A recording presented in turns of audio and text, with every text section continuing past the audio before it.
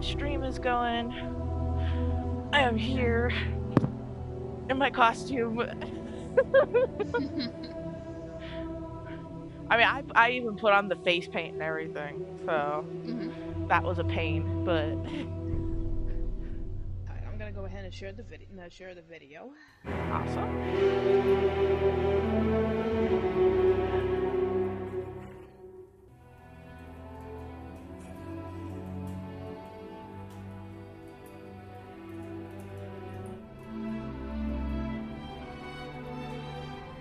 Well, how's your day been? Oh, not much. I just had to do some errands today, and I had to mow the lawns. Ah, Yeah, before it gets real cold. yeah, that's understandable. Alright, let's see.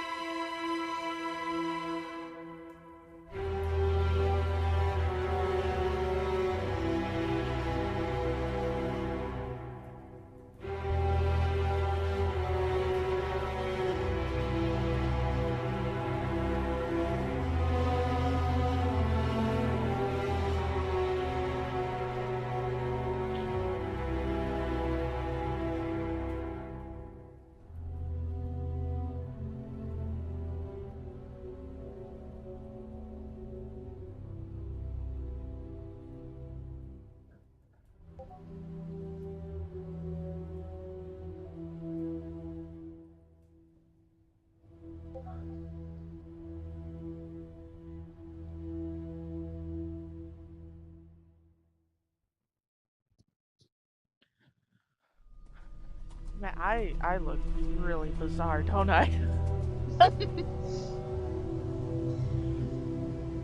I'm excited because I just got this new mask. My other one was split in the middle, and it was hurting my Oh, that nose. sucks. And I had it for like 4 years, and I wore it for almost every year for some kind of costume or other, except for last year. And Yeah. I found this when I was trying to get some face paint for my eyes, so all you see is my eyes. And they had this, I will say, normally I would not spend that much on a mask, but I will say this is very comfortable. I even found this plague doctor's mask that I found. Um, that it would actually fit over my glasses. Oh, I saw a Plague Doctor mask and I was like so tempted. But I was like, it's either that or this, and I didn't have money for both. I also got to try a Wednesday burger. It was actually not bad. Yeah, I haven't tried it yet. I liked it. It was actually pretty good. Still haven't even had the, I don't know what they called this. It's some kind, it's part of their Halloween special. Yeah, the Adams Family special. Yeah, it's a drink. Well, not drink. It's kind of milkshake. Yeah. I think there's coffee in it because I'm feeling a little hyper after drinking a little.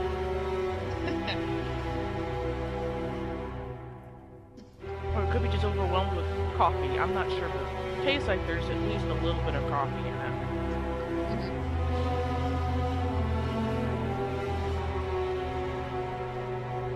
Yeah, it's a shame my hat doesn't actually fit on my head when I wear my headset. That's like the only thing I can't wear with my when I wear my headset.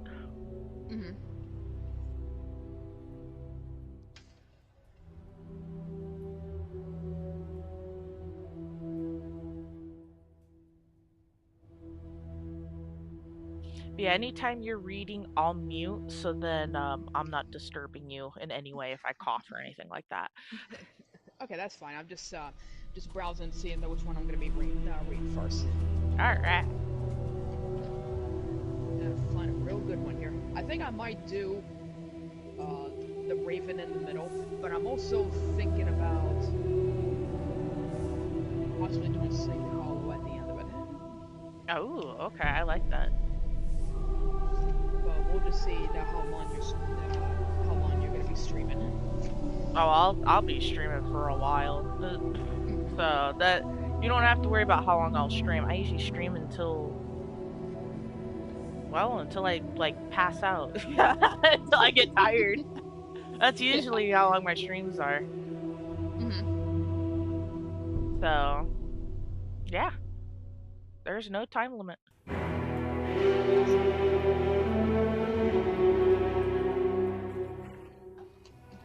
Alright, let's see.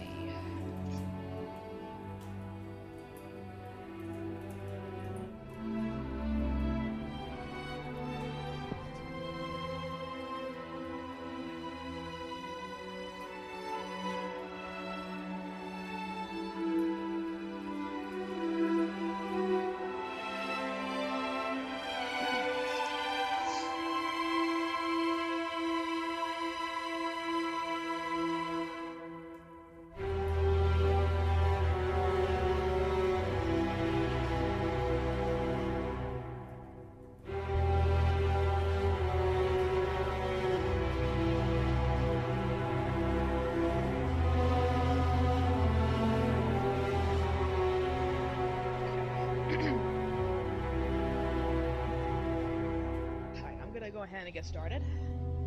All right.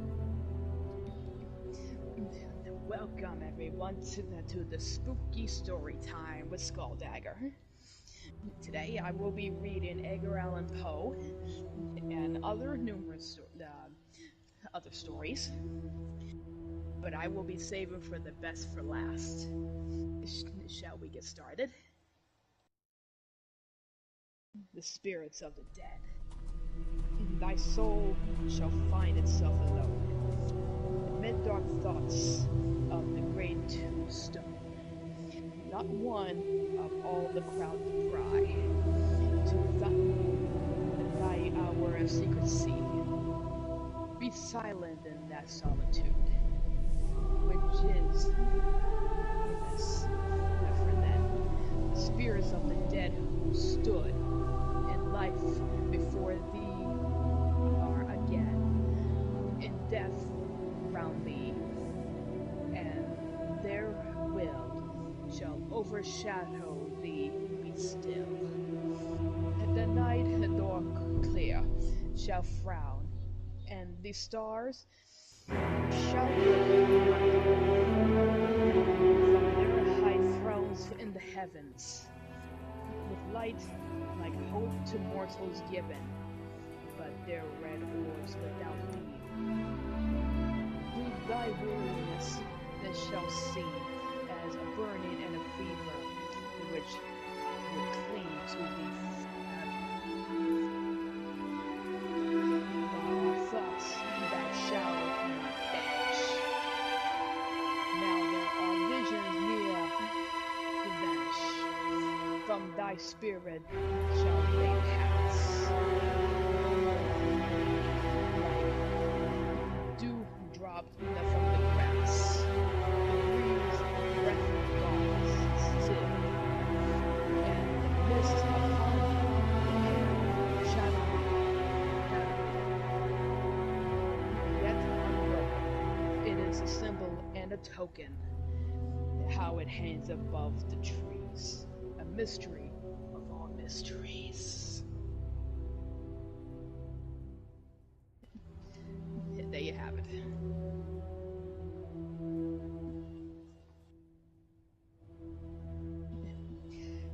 Next, we will read To Octavia.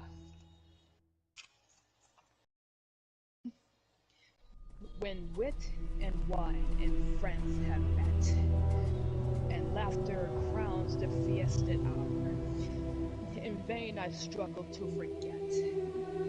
Still does my heart confess thy power, and fondly turn to thee. But Octavia, do not strive to wrong my heart, though soothes its pain, the mournful hope that every throb will make it break my knee.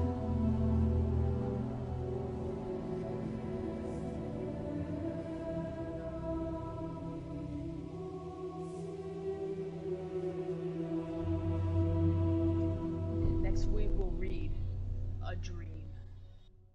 In visions I have dreamed of joy departed, but a waking dream of light and light.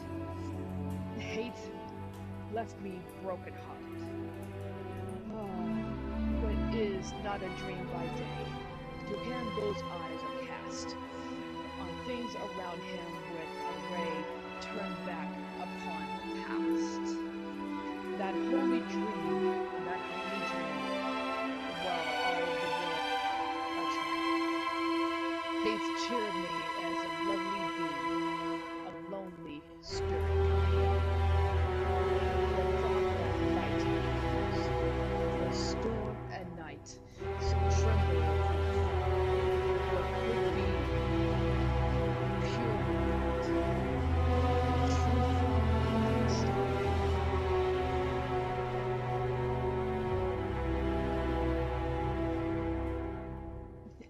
Next, we will read Annabelle Lee.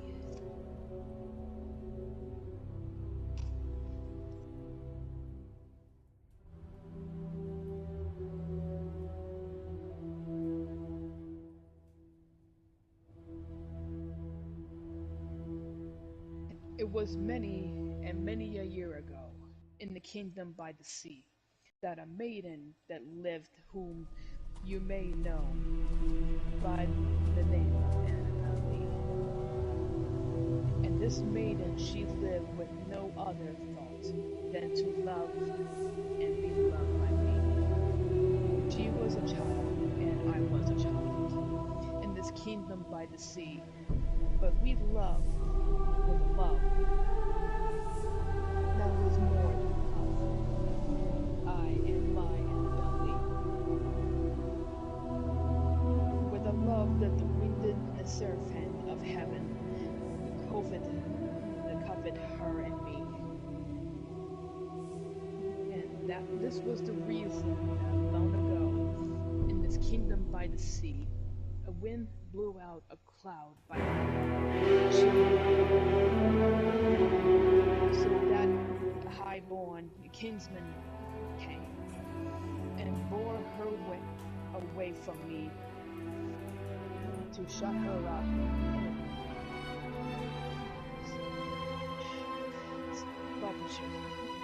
in this kingdom by the sea.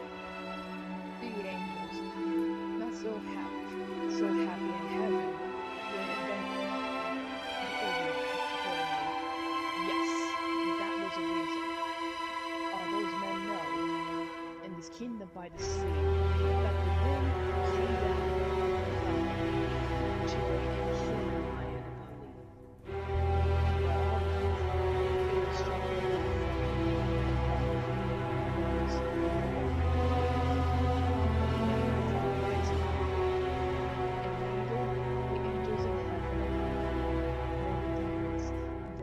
the sea can ever dissever my soul from the soul of the beautiful Annabelle Lee.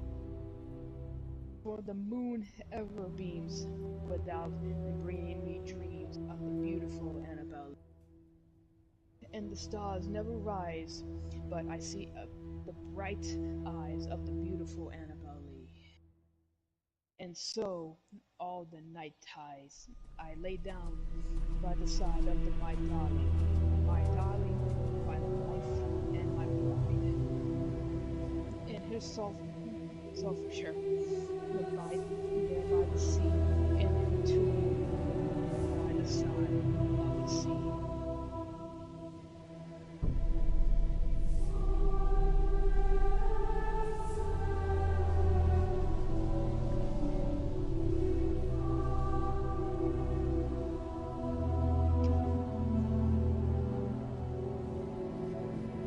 Next, that we will read dreams.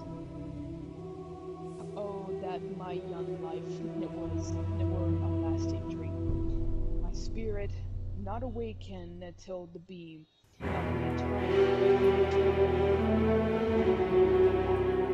Yes, though that long dream were of hopeless sorrow, 'twere better than the cold reality of the waking life. To him, those hot must be, and hate be still upon the lovely earth, and chaos of decoction from his birth. But should it be that dream eternally continuing as dreams to me young boyhood should thus be gripping. We're fondly built to hope for higher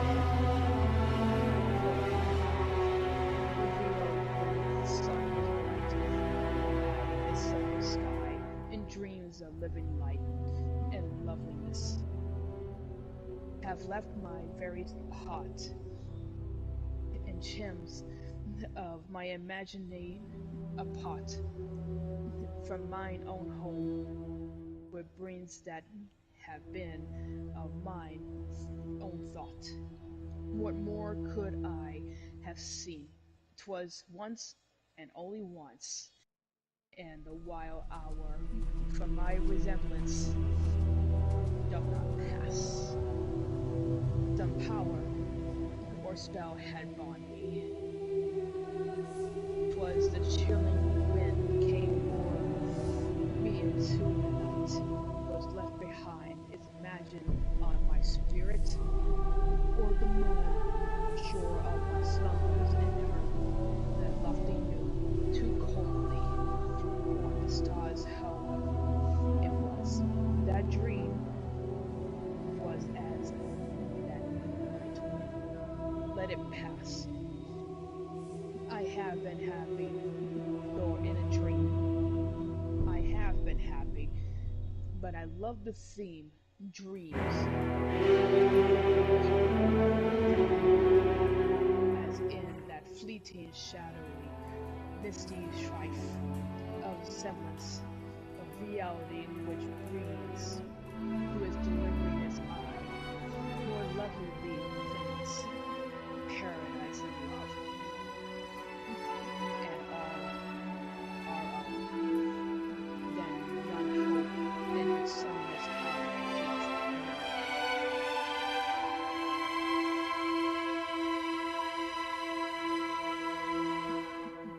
that we will take it.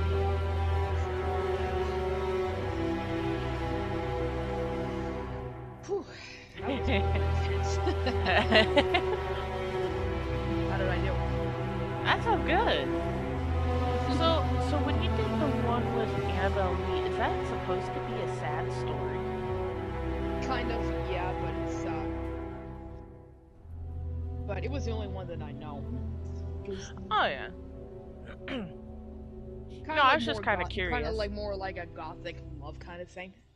Oh, okay. Yeah, Yeah, kind of. I was just like listening to the words, and I was just like, man, it sounds a little sad, but I didn't know how to make of it. So Right. Yeah, I'm trying to. Yeah, 'cause I knew one of the words was actually a little hard to pronounce. yeah, that's okay. You're doing better Still. than me. Yeah, because I had the book. Alright, so let me see what else I can do here. Ow, I keep jabbing my fan into my leg. Hey, baby cookie. Baby cookie says so much fire. How you doing, baby cookie?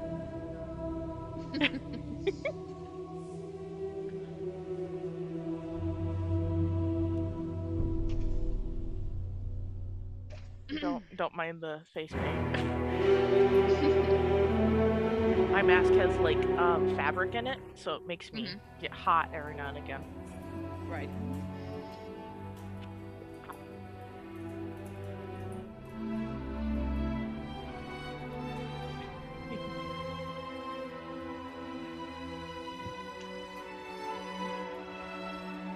Okay, I'm ready. All right. Shall we continue? Next we will read this. At midnight, in the month of June, I stand in the venue for the misty moon. Opiates in the vapor, dewy day, exile from out the wind. And softly drifting, drop night upon the quiet mountain top, seem drowsily and musically Crystal Valley, and the rosemary nods upon the grave. The lily loads upon the wave, wrapping the fog about its breast. The ruins molder into rest, looking into the thin.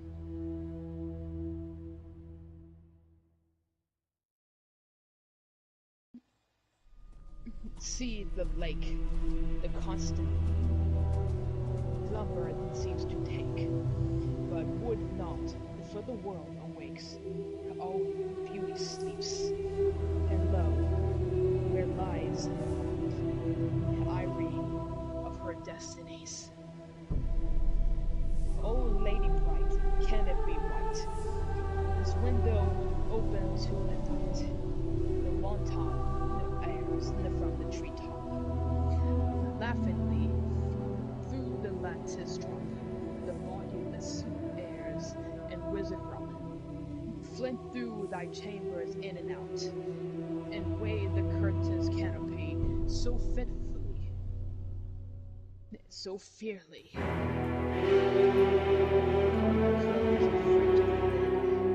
Neath which thy slumbering soul lies hid, that o'er the floor and down the wall, like ghosts the shadows rise and fall. Oh, lady dear, haste thou no fear. Why and what art thou dreaming here? Sure thou art come o'er far off seas, a wonder to these garden trees. Strange is thy hollow, strange thy place, strange above all thy length of trees. This all so sees. The lady sleeps, which is enduring, so be deep. Heaven had her in its sacred keep. This chamber change for more, one more. This bed for more, one more melancholy. I pray to God that she may lie forever with an unopened eye, while the dim sheeted ghosts go by. My love, she sleeps. Oh, may her sleep, as it lasting, so be deep. Doth may the worms above her creep. Far in this forest, dim and old, for her may some tall folk unfold. Some vault that oft hath blunt its black and wing panels flooding back, the triumphant or the crescent palms of her grand family funerals. Dumb, Sulpician, remote alone against those portals she hath grown. In childhood may either idle stone, some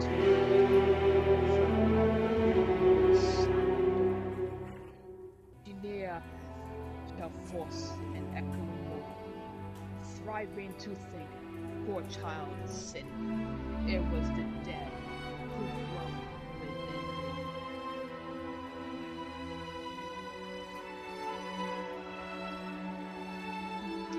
It wasn't that creepy or not, but then now we will read to one in paradise. Thou wast always to me love, which for which my soul did pine. A great island and sea, love, a fountain and a shrine. All withered, very fleeting flowers, but all thorn to a dream too bright to last, a starry hope that didn't arise, but to be overcast. A voice from out the future cries, on and on, but o'er the past. My spirit hovering lies, mute, motionless, aghast. For alas, alas, with me, the light of life is o'er. No more, no more, no more. Dutch language, hold thy soul thee to the sand along the shore. Shall bloom the thunder have blasted tree, or as the stricken eagle soar. And all my days of traces, and all my nightly dreams are where thy grey eye glances, and where thy footstep gleams, which the eternally dashes. But what eternal streams? Now we will take a short little break.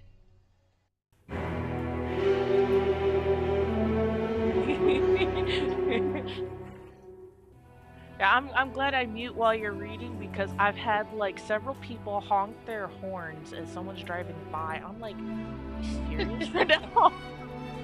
I'm the exact same way because I would get semis when I pass my house. And we don't usually get a whole lot of trucks, but because of it's that time of year, we get a lot of beet trucks for the sugar factory that go by our house. Right. So, and then of course, you got people honking horns probably at the trucks, you know. Yeah. Because one time we had the interstate blocked off for crews and construction. We would have like over hundreds and hundreds of semis pass my house, and it was just like crazy. Oh yeah, I believe And it. half of them were like oversized ones. Yeah, I believe that. Yeah.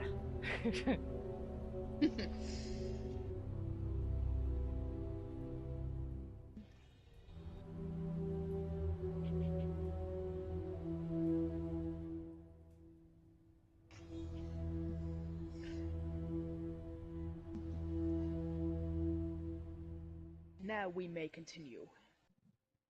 Next, we will read The Haunted Palace. In the greenest of all valleys, the good by good angels that tenant it, once a fair and stately palace. Radiant, the palace reared its head, in the monarch's thoughts a donation. It stood there, never seen, spread a pity over fabric half so fair. Banners yellow, glorious golden, on its roof did float and flow. This, all this, was in an older time long ago. And every gentle air that telleth, in that sweet plump and pallid, the winged odor went away. Wanderers in that happy valley, through two numerous windows, the spirits moving musically, to the lutes well tuned long, round about a throne where sitting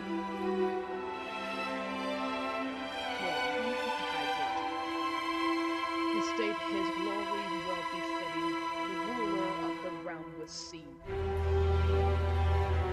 All the pearl ruby was the fair palace door, through which it came flowing, flowing, and sparkling a true echoes, which sweet duty was but to sing. In voices of surpassing beauty, the wit and wisdom of their king. But evil things in robes of sorrow assailed the monarch's high estate. Let us mourn, for never sore shall dawn upon him desolate. But round about his home, the glory that blushed and bloomed is but a dim remembered story of the old time entombed. And travelers now within that valley restaurant. Through the red-lighted windows, we see vast forms that move fantastically in the discordant melody. Well, like a gasoline, the rapid river, the through the pale door, the hideous, the throng rush out forever, and laugh, but smile no more.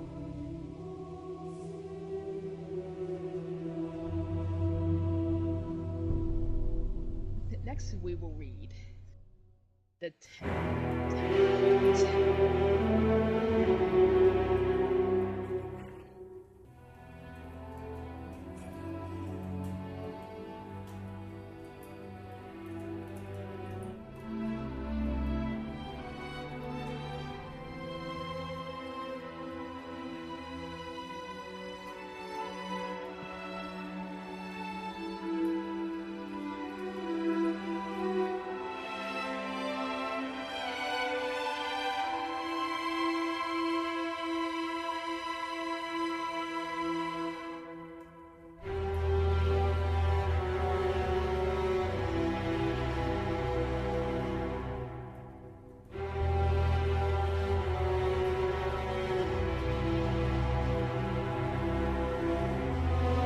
You still there? Mhm. Oh, okay. It was silent, so I was. I was trying to time this right. Oh, okay. Yeah, I'm trying to do it professionally. Here we are. True, nervous, very, very dreadfully nervous had I been, and am. But why will you say that I'm mad? The disease that sharpened my senses, not destroyed, not dulled them. Above all were the sense of hearing acute. I heard all things in the heavens and in the earth. I heard many things in hell. But how? Then am I mad? Hearken and observe how healthily, how calmly I can tell you the whole story. It is impossible to say how first the idea entered my brain, but once conceived, it haunted me day and night. Object that was passion. I love the old man. He never wronged me. He had never given me insult. For his gold I had no desire. I think it was his eye. Yes, it was this. One of his eyes resembled that of a vulture, a pale blue eye with a film over it. Whenever it fell upon me, my blood ran cold. And so by degrees, very gradually, I made up my mind to take the life of the old man, and thus rid myself of the eye forever. Now, this is the point. You fancy madman knew nothing, but you shall have seen me. You should have seen how wisely I proceed. With what caution, with what foresight, with what dissimulation I went to work. I was never kinder to the old man than during the whole week before I killed him. And every night about midnight, I turned the latch on his door and opened it. Oh, so gently, and then when I made in an opening sufficient the front for my head, I put in a dark lantern, oh closed, so that no light shroud out, and then I thrust into my head, oh you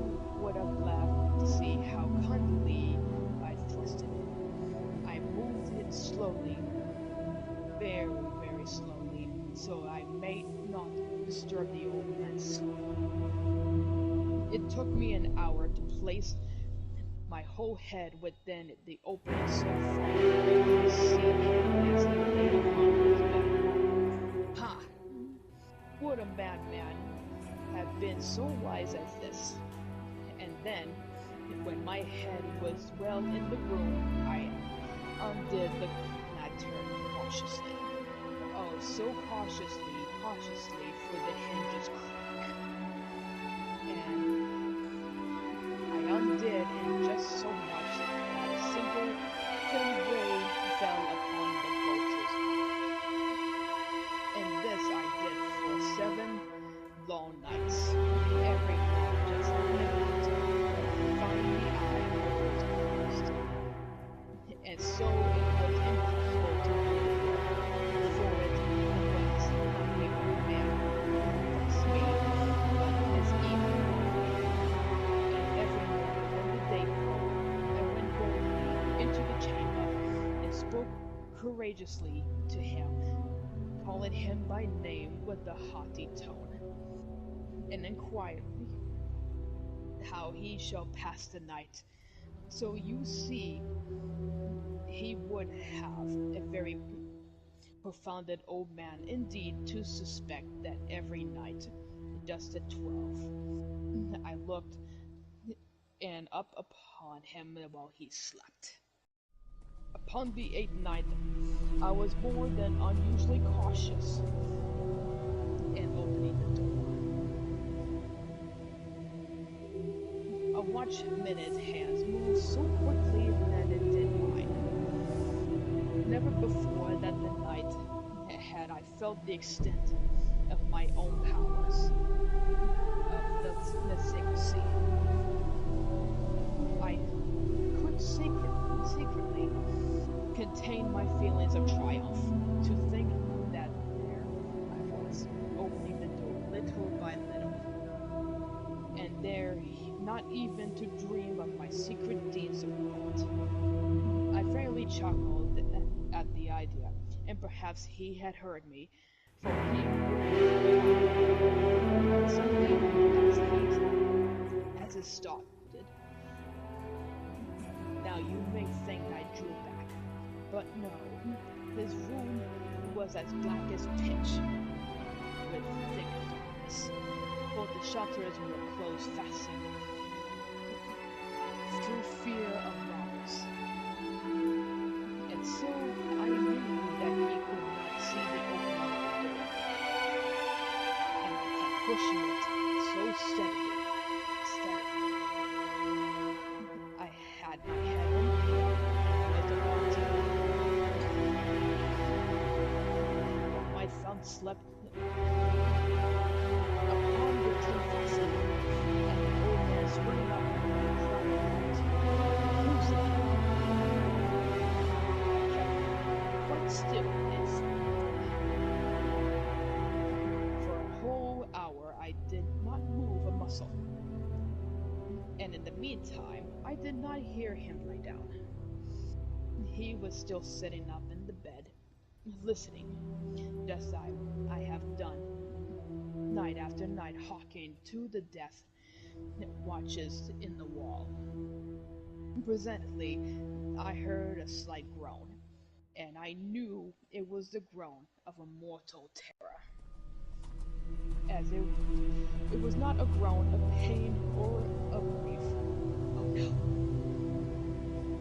it was a low, stiff sound arises from the bottom of the soul when overcharged and all. I knew the sound well.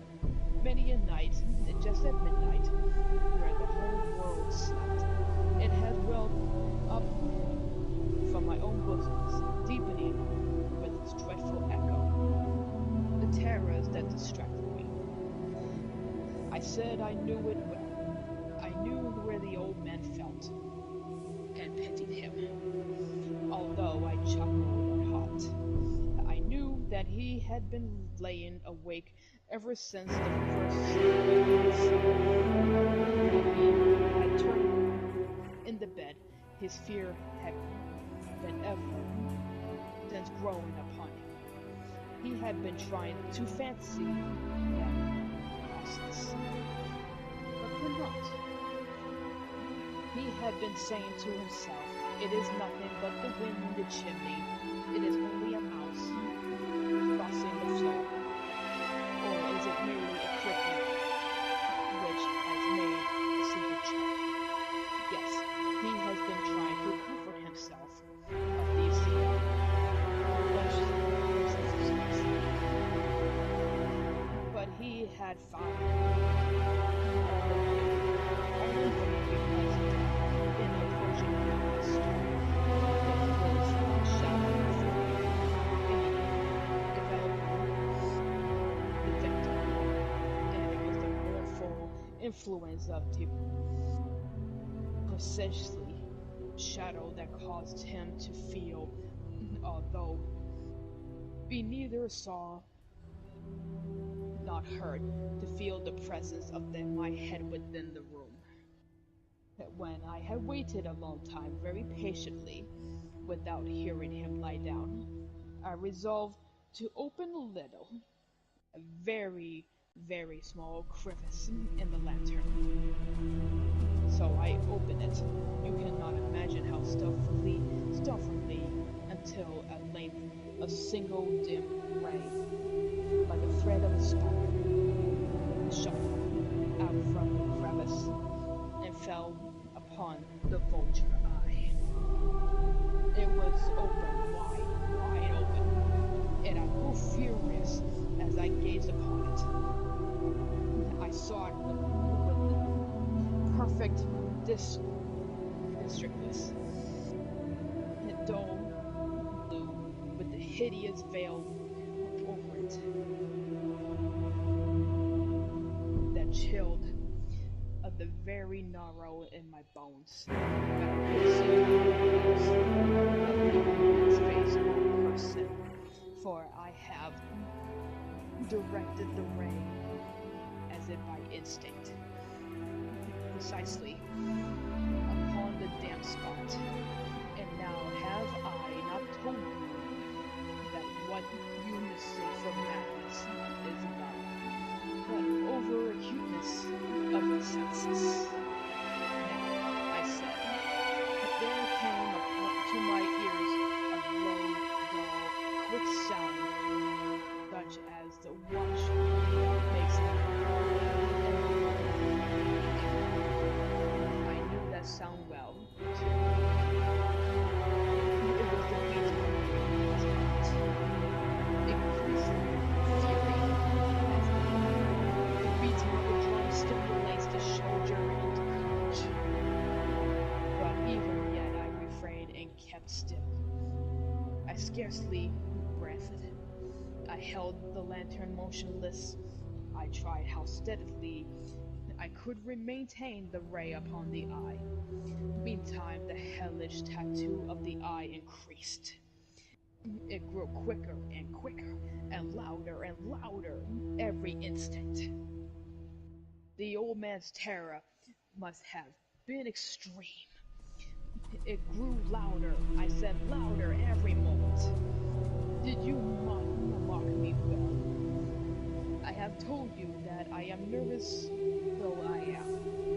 And now, at the dead hour of the night, amid the dreadful silence of the old house, so strange a noise excited me to uncontrollable terror. Yet so, for some minutes longer I refrained and stood still. But the beating grew louder and louder. I thought the heart might burst. And now the new anxiety seized me. The sound would be heard by a neighbor. The old man hour had come. And with a loud yell, I threw over the lantern. He shrieked once only.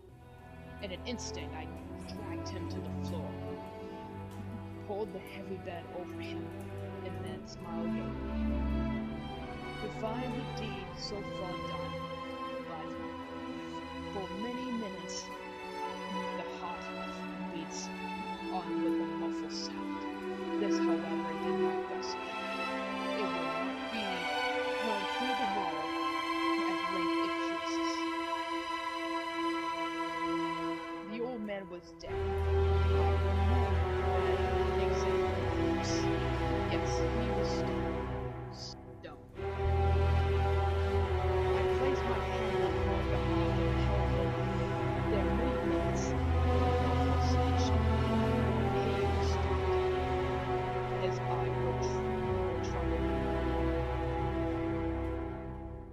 If still you think me mad, you would think so no longer would I describe the wise precautions I took in concealment of the body.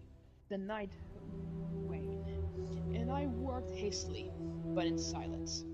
First of all, I dismembered the corpse. I cut off the head, the arms, and the legs. And then I took 3 planks of the flooring of the chamber and disposed of between the scantings, and then replaced the boards so cleverly, so cuttingly, that no human eye, would even his, could have detected anything. There was nothing to wash out, no stain of any kind, no blood spot whatsoever. I have been too weary of it. A tub would have caught them. Ha ha! When I had made the end of all these labors, it was 4 o'clock, still dark as midnight, as the bell sounded the hour, and they came knocking at the street door. I went down to open it with the light hot, but what to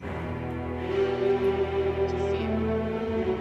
Entered 3 men, who introduced themselves with perfect suavity as officers of the police.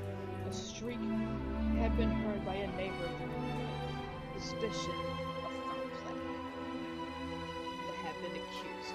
Information had been lodged at the police officer, and the officers, had been ordered to continue the premises.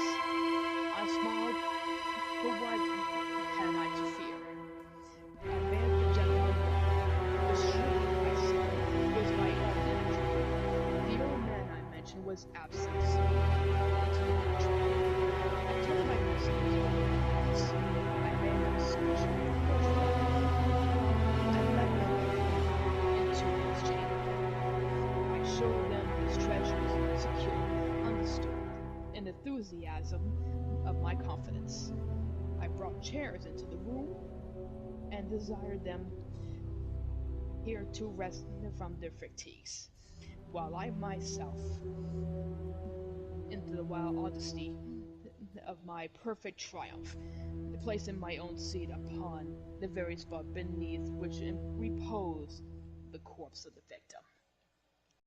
The officers were satisfied. My matter had convinced them I was singularly at ease. They sat while I answered cheerfully. They chatted of familiar things, but ere I felt myself getting pale and wished them gone. My head ached, and I fancy a ringing in my ears, but still had they set and stood chatting. The ringing became more distant. It continued and became more and more distant. I talked more freely to get rid of the feeling, and it continued to gain defiance, until at length I found that the noise was not within my ears. No doubt I know grew very pale.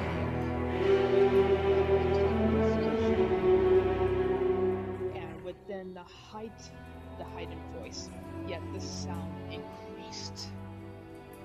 And what could I do?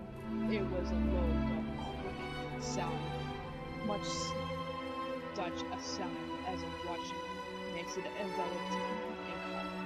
I gasped for breath, and yet the officers heard it not. I talked more quickly, more vigorously, but the noise steadily increased. I rose and argued of the traffic in the heights, keen within the violent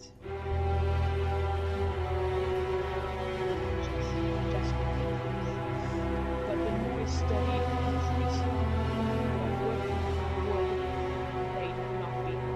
I paced the floor to floor with heavy strides, as if excited to fury in the observations of the men, but the noise steadily increased. Oh God, what can I do? I foamed, I raved, I swore.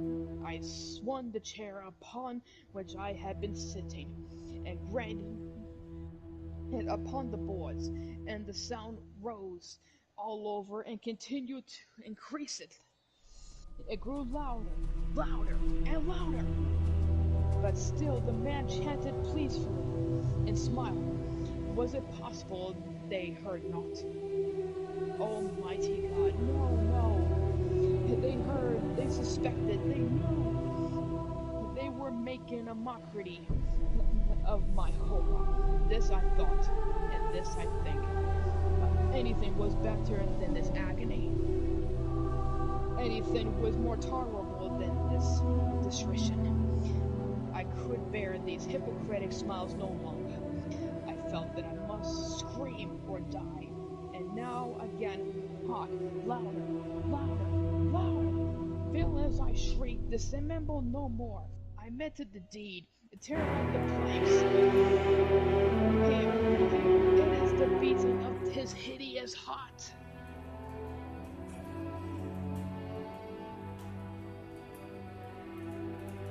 And there you have it. Phew. Oh man, that was intense. I wonder who's feeling more intense, you or me? Some of those words were still hard to pronounce, though, and I tried to keep my voice down. Let's get tried out already.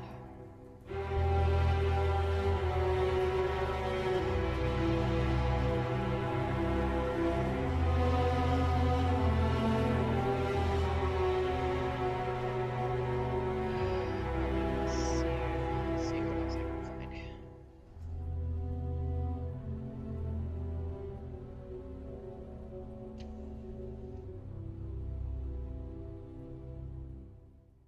Yeah, let me see if I can find.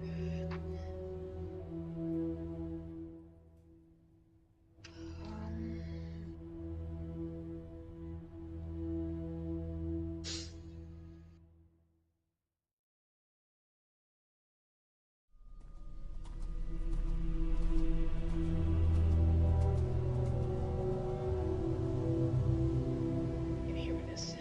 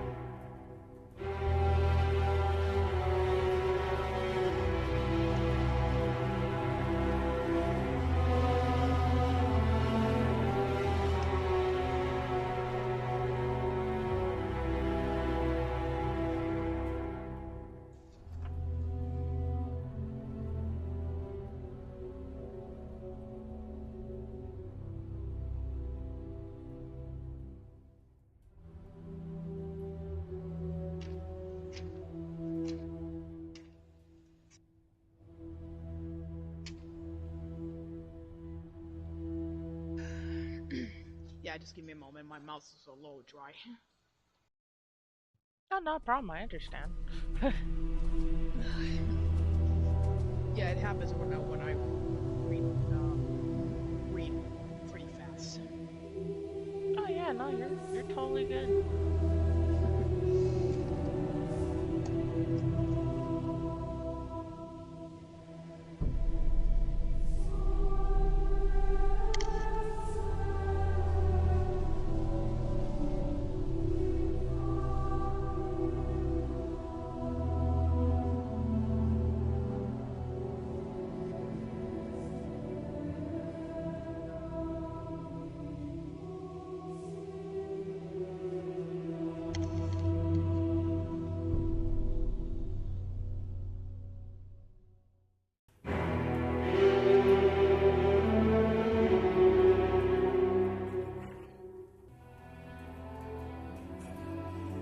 Alright, next we're gonna be reading The Raven.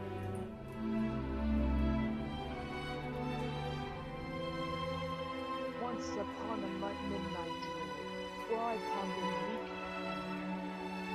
and over many a quaint and curious volume of forgotten lore. And where I married, suddenly there came a tap. Some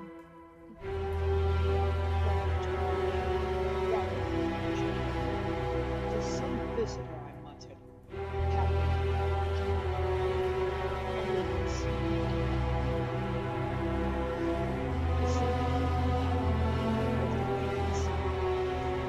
And each separate dying hour is a ghost upon the floor. Eagerly I wished the morrow. Vainly I have sought to borrow from my books to cease the sorrow. Sorrow for the lost Lenore, for the rare and radiant maiden whom the angels named Lenore, nameless here forevermore. And the silken, sad, uncertain rustling of each purple curtain thrilled me, filled with fantastic terrors never felt before. So that now, to still the beating of my heart, I stood repeatedly. 'Tis some visitor entreat me entrance at my chamber door, some late visitor entreating entrance at my chamber door. This it is, and nothing more. Resentfully my soul grew stronger, hesitating, and no longer stood, said I. Oh, madam, truly your forgiveness I implore. But the fact that I was napping, and so gently you came rapping, so faintly you came tapping at my chamber door, that I scared was sure I heard you hear wide the door. Darkness, and nothing more. Deep into that darkness peering, long I stood there wondering, fearing, doubting, dreaming dreams no mortal ever dared to dream before. But the silence was unbroken, and the darkness gave no tone, and the only word there spoken was the whispered word, "Lenore." This I whispered, and an echo murmured only this, and nothing more. Back into the chambers turned, all my soul within me burned. Soon again I heard somewhat louder. Surely, said I, surely that is something that my winter lattice. Let me see then what thereat is, and this mystery explore. Let my heart be still a moment, and this mystery explore. 'Tis the wind, and nothing more. Open here I flung the shutter, when, with many a fleur and flutter, in there stopped a stately even of the saintly days of yore. Not a least obedience made he, not a minute stop or stay he need, but remained of lord or lady perched above my chamber door, perched upon the bust of Pallas just above my chamber door, perched and sat, and nothing more.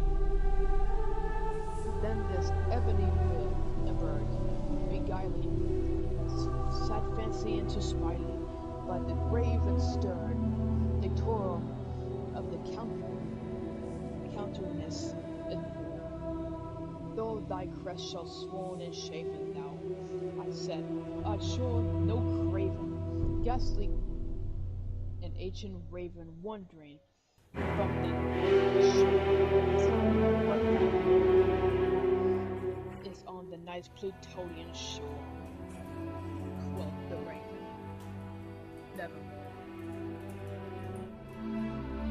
Much I marvel this ungainly fowl to hear the discourse so plainly, though it answer little meaning, little restfully.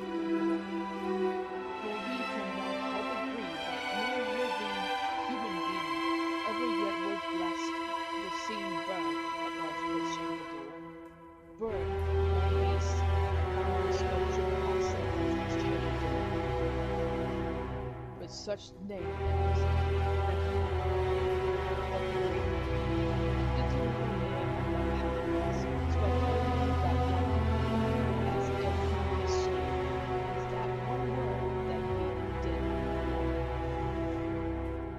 nothing further that he uttered, not a feather that he fluttered, till I scarcely more than muttered, other friends have flown before, on the morrow he will leave me, as my hopes have flown before. Then the bird said, nevermore. Startled at the stillness broken by reply, so aptly spoken, doubtless, said I, which is uttered is only stock and store, caught from some unhappy master, whom merciful disaster followed faster, that his songs no burden bore, until the dirges of his hope that melancholy burden bore, nevermore. But the brave man still beguiled me by sad fancy into smiling. Straight I wheeled the cushioned seat in front of her, and busted in the door. Then upon the velvet sinking I betook myself into linking fancy into fancy, thinking what this ominous bird of yore,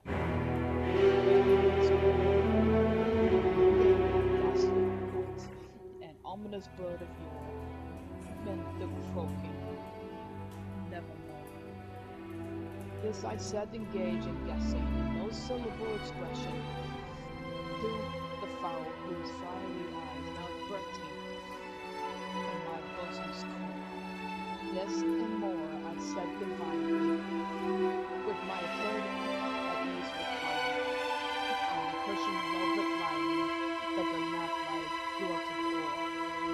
But those velvet lining with the lamplight glutted, you shall pass. Then before me the air grew dense and broken from those unseen senses, sworn by seraphim, those fall would fall, tangled of his truffle floor. Wretch, I cried, thy God, thy hath lent thee. By these angels he sent thee respiced.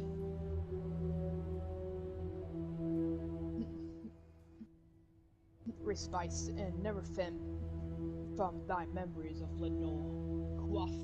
Quaff this unkind, the seraphim, and forget this lesson. Quoth the raven, nevermore. Prophet, said I, thing of evil, prophet still, if bird or devil, within temple sent, and whatever tempest tossed thee here ashore, desolate, yet all undaunt. And all on this desert land enchanted, on this home of haunted horror haunted, tell me truly, I implore, is there balm in Gilead? Tell me, I implore. Quoth the raven, of evil, prophet still, if bird or devil. By that heaven that bends above us, by that God we both adore. Tell the soul with sorrow, enlightened if, within the distant inlet, it shall clasp a Satan maiden, whom the angels name clasp a radiant maiden, whom the angels name Be thy word a sign of haunting, burn, or fear. I shrieked upstarting, give thy feet back into the tempest and the night's plutonian shore. Leave no black plume of token, what thy soul has spoken. Leave my loneliness unbroken. Quit the bust above my door. Take thy beak from out my heart, and take thy form from off my door. Quoth the raven, nevermore. And the raven, never flitting, still is sitting on the pellet bust of palace just above my chamber door. And his eyes have all seeming of a demon that is dreaming, and the lamplight o'er him streaming throws his shadow on the floor. And my soul from out that shadow that lies floating, is dead. Nevermore.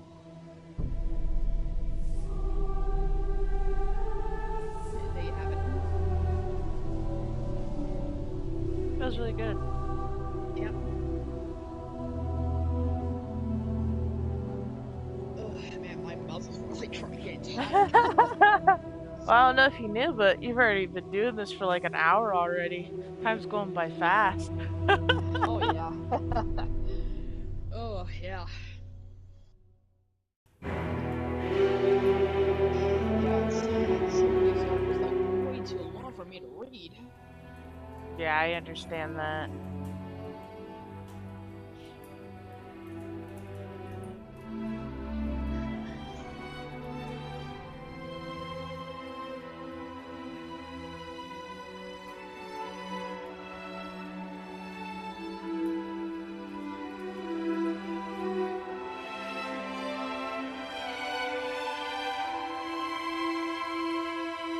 Yeah, I really hope everyone's enjoying this.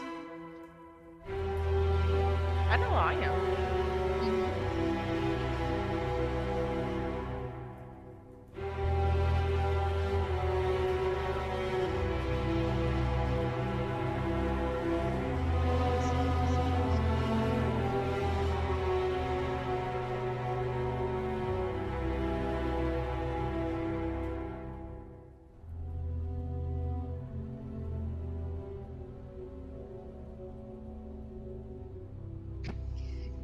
And it's kind of sucks that you're not wearing a red mask.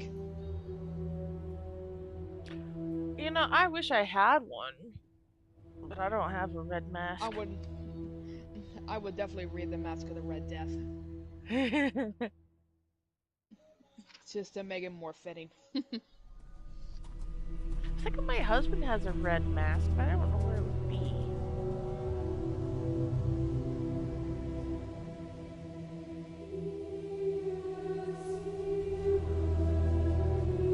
Yeah, I possibly might be reading that one. I'm just trying to see what else we got here. Yeah, I gotcha.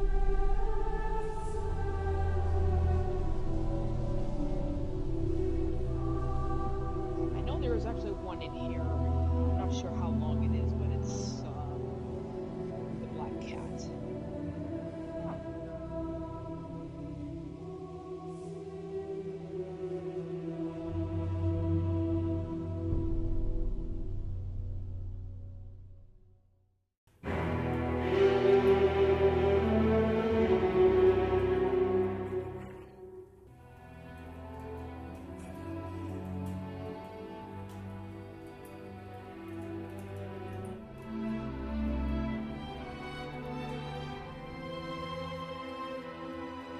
I don't know if I'll be able to read the cast of Amontillado because some of the some of the sentences are required in Italian.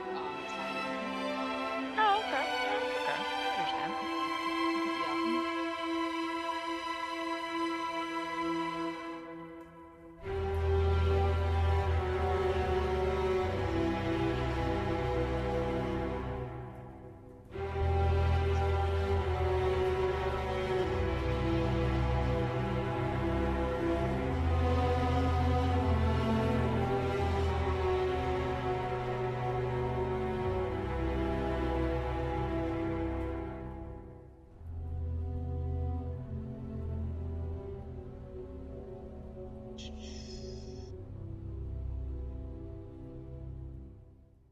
Oh, here it is.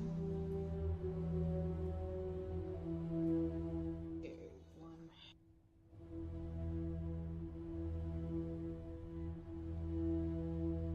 5, 6, 7, 8.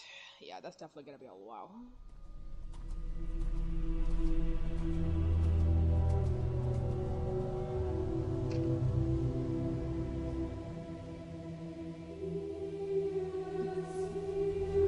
Yeah, all of that. Yeah, I get my mouth a break for that for just a minute. Yeah.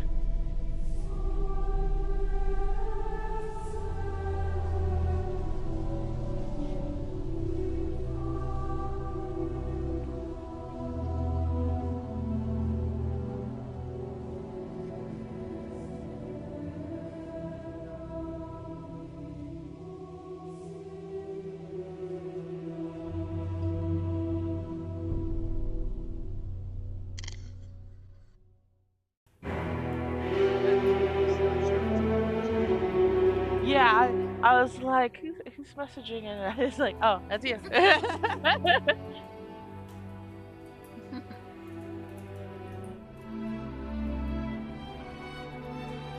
Yeah, I'm just working on my husband's characters, trying to level them up a little bit. Trying, but hammering green for so long puts me to sleep. Yeah, there's a lot of Well, I wish I could use my own XP Valley, but only problem is because I click buttons so fast, that. it affects my wrists, and I have early stages carpal tunnel. So I even have to be careful when I'm crafting in my own workshop because I do mass crafts a lot. And so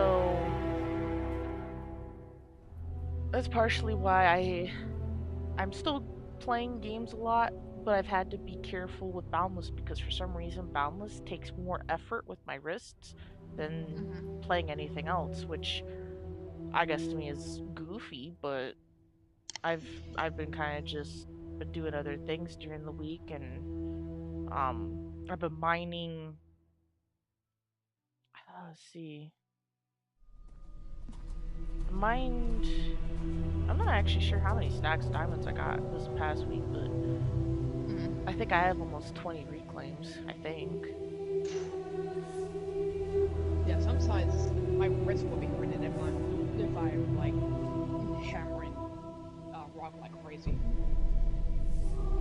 Yeah, yeah. I came up with a routine because I before I was streaming for everyone, my routine was on the weekends was mining spree, and that's all I would do for Friday, Saturday, and Sunday. Now on Saturdays I do work, but whenever I got home or before I would go to work, I would mine. Well, I've kind of taken Saturdays to kind of like relax, but I'm thinking about maybe streaming tomorrow, but not with Boundless. Um, well, since I've started streaming, I haven't had much pain in my wrists because I haven't been doing that constant 10-hour mining spree. But I've been running out of my metals more because I haven't been mining a whole lot, but at the same time it's worth not literally killing myself over, but just not hurting as much. So during the week is when I'll do mining, and when I do it that way, um, what I do in that way before I get on any other game, unless I have plans to get it with someone. I'll get on Boundless and drink a couple speed brews, then I'll go on to something else. Before I switch games, get on Boundless and do the same thing.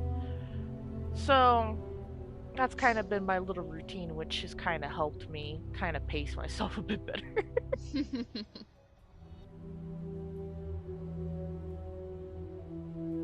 Alright, let's see if I can start reading this one. All right. Luckily, this one's only short.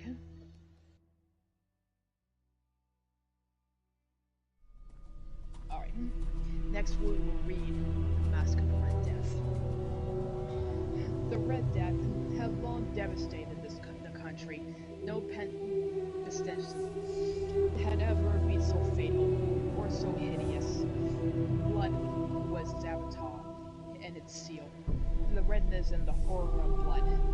There were sharp pains and sudden dizziness, and then profuse bleeding of the pores. This salutation, the scarlet stains upon the body, and especially upon the face of the victim, were the past the band which shut him out of the aid from his fellow men, and the whole seizure, progress, or termination of the disease were the incidents of half an hour. But the Prince Prospero was happy and dauntless, and speculation. But his dominions were half the populated. He summoned to his presence 1,000 hale and a light-hearted friends among the knights and dames of his court, and when these retired to the deep seclusions of his fascinating memories. This was an extension of a magnificent structure, the creation of the prince's own Eritrea, yet august taste, a strong and lofty wall girdled it in. This wall had gates of iron. The corridors have entered. They brought furnaces and massed hammers and wielded the bolts. They resolved to leave means neither an ingress to the sudden impulses of despair or of frenzy from within. The abbey, amply provisioned with such precautions of the corridors, may bid defiance and contact. The external world couldn't take care of itself. In the meantime, it was folly to grieve or to think. The prince had provided all the appliances of pleasure. There were buffoons. They were impository. There were ballet dancers. There were musicians. There were beauty. There was wine. All these securely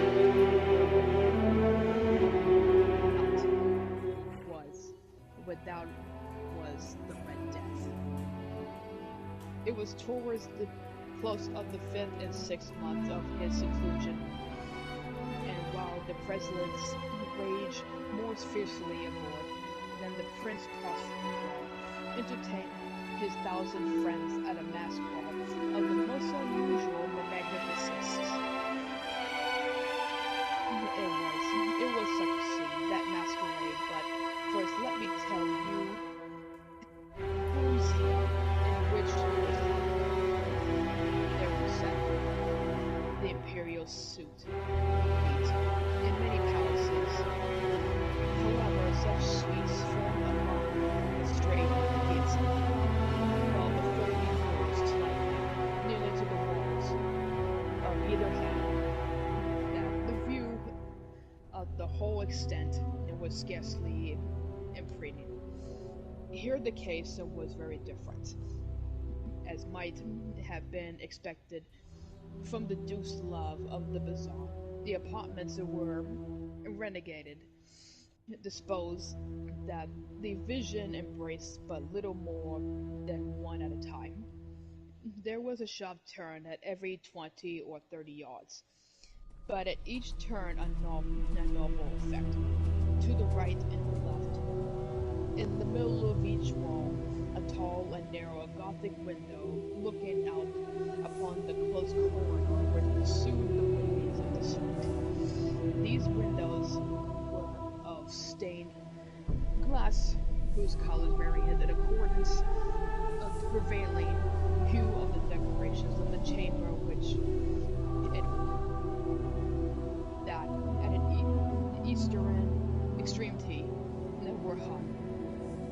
For example, the blue and vivid blue were its windows. The second chamber was purple in its ornaments and tapestries, and here the panels were purple. The third was green, the fourth, and so were the casements. The fourth was furbished and lightened with orange. The fifth was white. The sixth were violet. The seventh apartment were closely shrouded in black. Violet tapestries that all hung all over the ceiling and down the walls, falling into heavy folds upon the carpet of the same material and hoop. But into this chamber, the color failed to correspond with its decorations. The panel was clearly scarlet, deep. No one in the seven apartments were there. Amid the profusion of golden ornaments that lay scattered to, for thee, or depend from the roof, there was no light of any kind, from lamp or candle, within the suite of chambers. But in the corridors that followed the suite, there stood, the opposite to each window, a heavy tripod, herein a brazier, a fire that protected its rays through the tinted glass and so glaringly illuminated the room. Their thrusts were produced multitude of godly and fantastic appearances. But in the western or black chamber effect of the firelight that streamed upon the dark hangings through the blood-tinted pans were ghastly to the extreme, and produced so wild a look upon the conjurers and those who enter, that there were fewer of the company bold enough to set foot within the prestige at all. It was in this apartment also that there stood against the western wall a gigantic clock of ebony. Its pendulum swung to and flung with a dull, heavy monstrosity plain. And when the minute hand made of the circlet of the face, and the hour was to be struck, there came from the blazing runs of the clock sound which it was clear and loud and deep and extendedly musical, but of so particular note that emphasis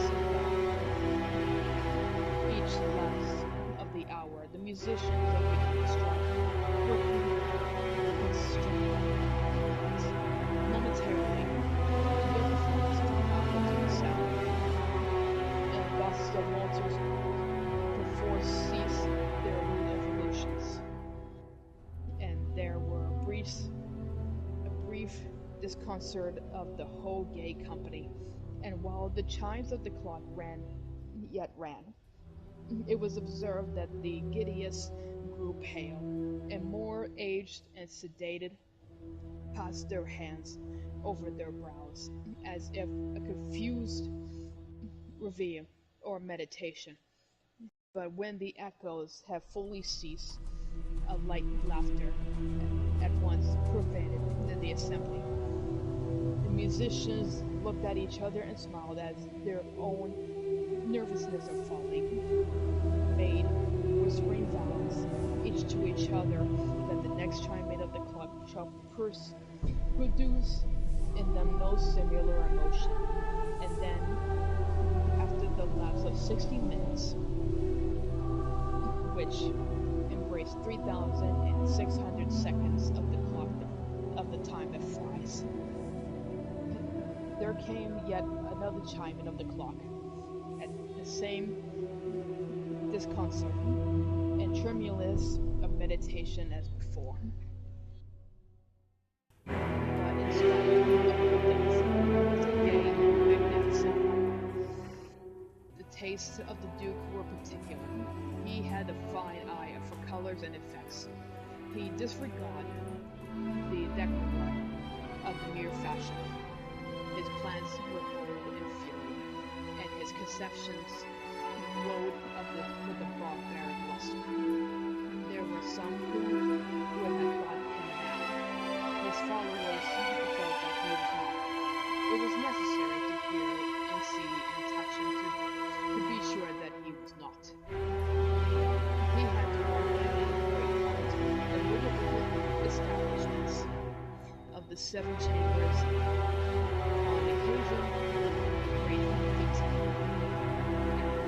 It was his own guiding taste, which with the character of the masqueraders. Be sure they was there were many glaring glitter and phantominous. Much of those what has been seen as in Heronetti. There were figures with unsuited limbs and appointments. There were delirious fancies such as the madman fashions.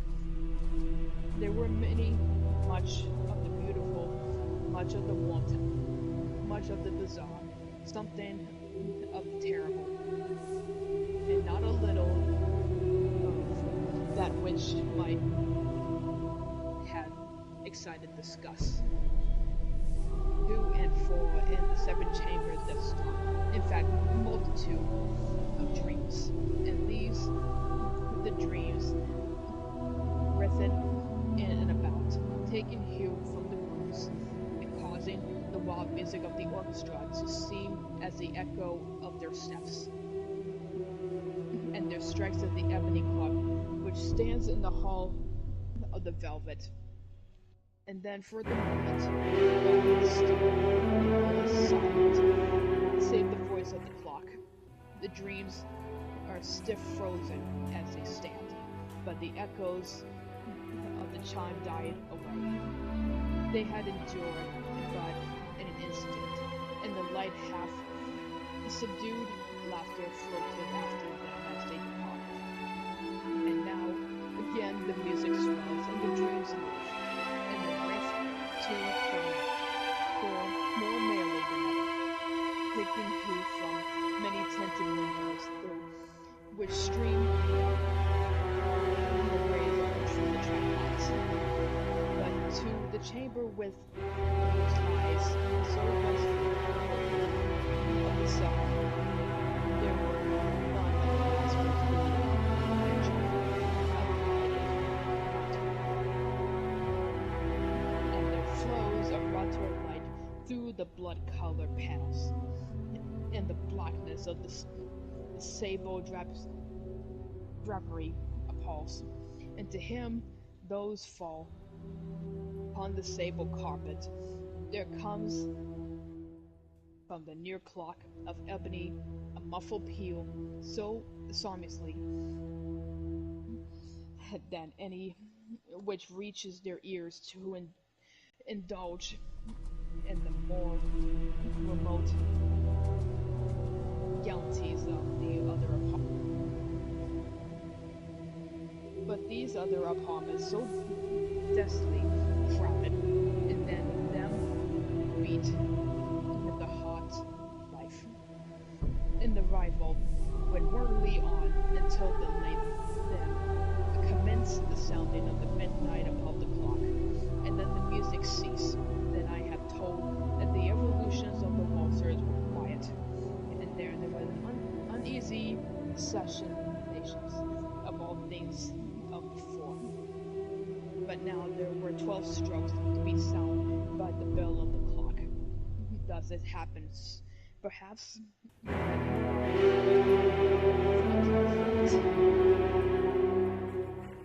which more of time into the meditations of the thoughtful among those who know revealed. And thus, too, it happened, perhaps, that before the last echoes of the last chime had utterly sunk into silence, there were many individuals in the crowd who had found leisure to become aware of the presence of a masked figure,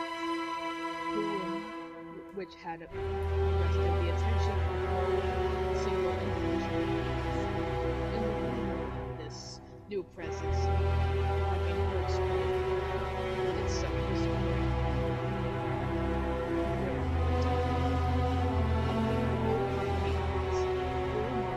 expression,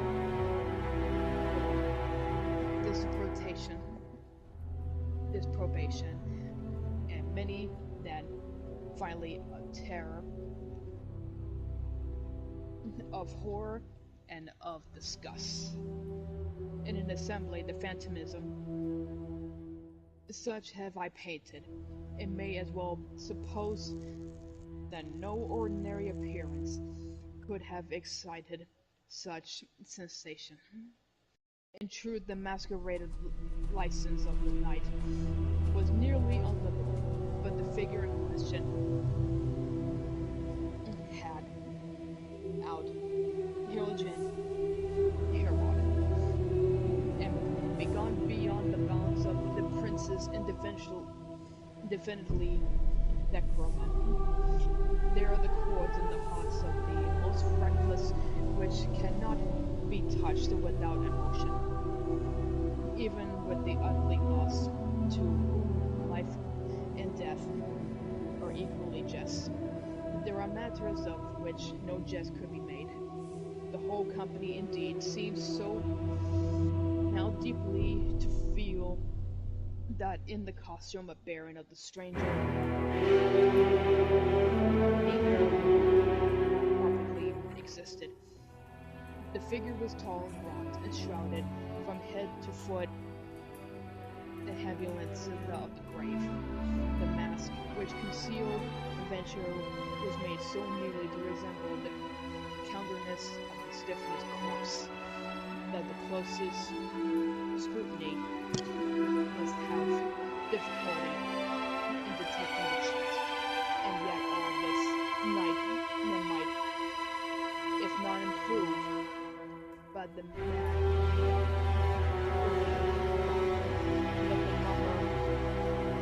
had gone to so far as to detect his venture was that the features of the face displayed the scarlet horror.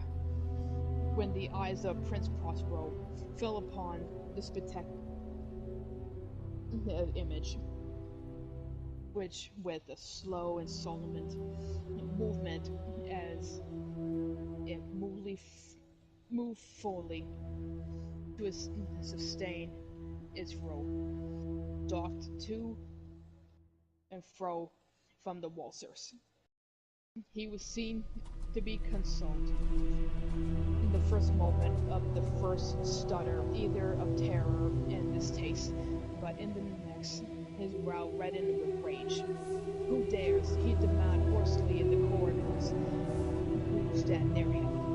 Who dares insult us with this blasphemy mockery? Seize him and unmask him, that we may know whom we have to heinous sunrise from the battlements. It was the eastern or blue chamber in which the prince prostrate as he uttered these words. They ran throughout the 7 rooms loudly and clearly, for the prince was a bold and robust man, and the music had become more hushed, and the weaving was heavy. It was the blue room where stood the prince, with the group of pale corridors by his side. At first, as he spoke, there was a silent, rushing movement of the group in the direction of the intruder, whom at the moment was also near at hand, and now the deliberate, a stately step made closer approach to the speaker, but from a certain nameless awe with which the man assumed assumptions of normal inspire the whole party. There was found who put forth her hand to seize him, so that impediment he passed within the yard of the prince's person, and while the vast assembly, as if one impulse, shrank from the centers of the room to the walk, he made his way interruptedly, but with the same solemn and measured step which had indistinguished him from the first. Through the blue chamber to the purple, through the purple to the green, through the green to the orange, though this again to the white, even thence to the violet. There the decided movement had been made to arrest him. It was then, however, that the prince crossed maddened with rage, and the shame of his momentary cowardice, rushed hurriedly through the 6 chambers, while none followed him on account of the deadly terror that seized upon all. He bore the thought a drawn dagger, and had approached a rapid impetuosity to within the 3 or 4 feet of the retreating figure. At the extremity of the violet apartment, turned suddenly and confronted his impulsor. There was a sharp cry, and the dagger dropped gleaming upon the sable carpet, on which instantly afterward fell prostrate in the death of Prince Prospero. Then summoning of the wild courage of despair, and the throng of the revilers that threw themselves into the battlefield, and seizing the moment, whose tall figure stood and motionless within the shadow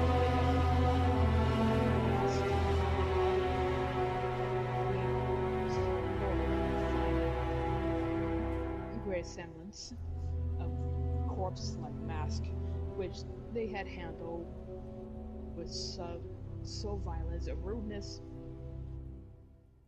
intently by any tangible form, and now was the acknowledged of the Princess of the Red Death.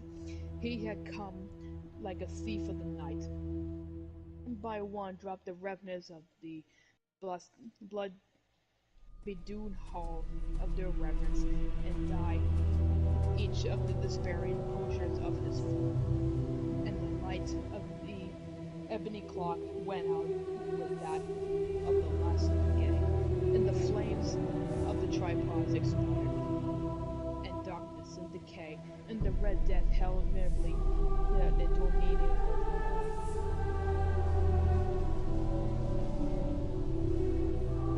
And that's it. Okay. Oh man, that was. Whew.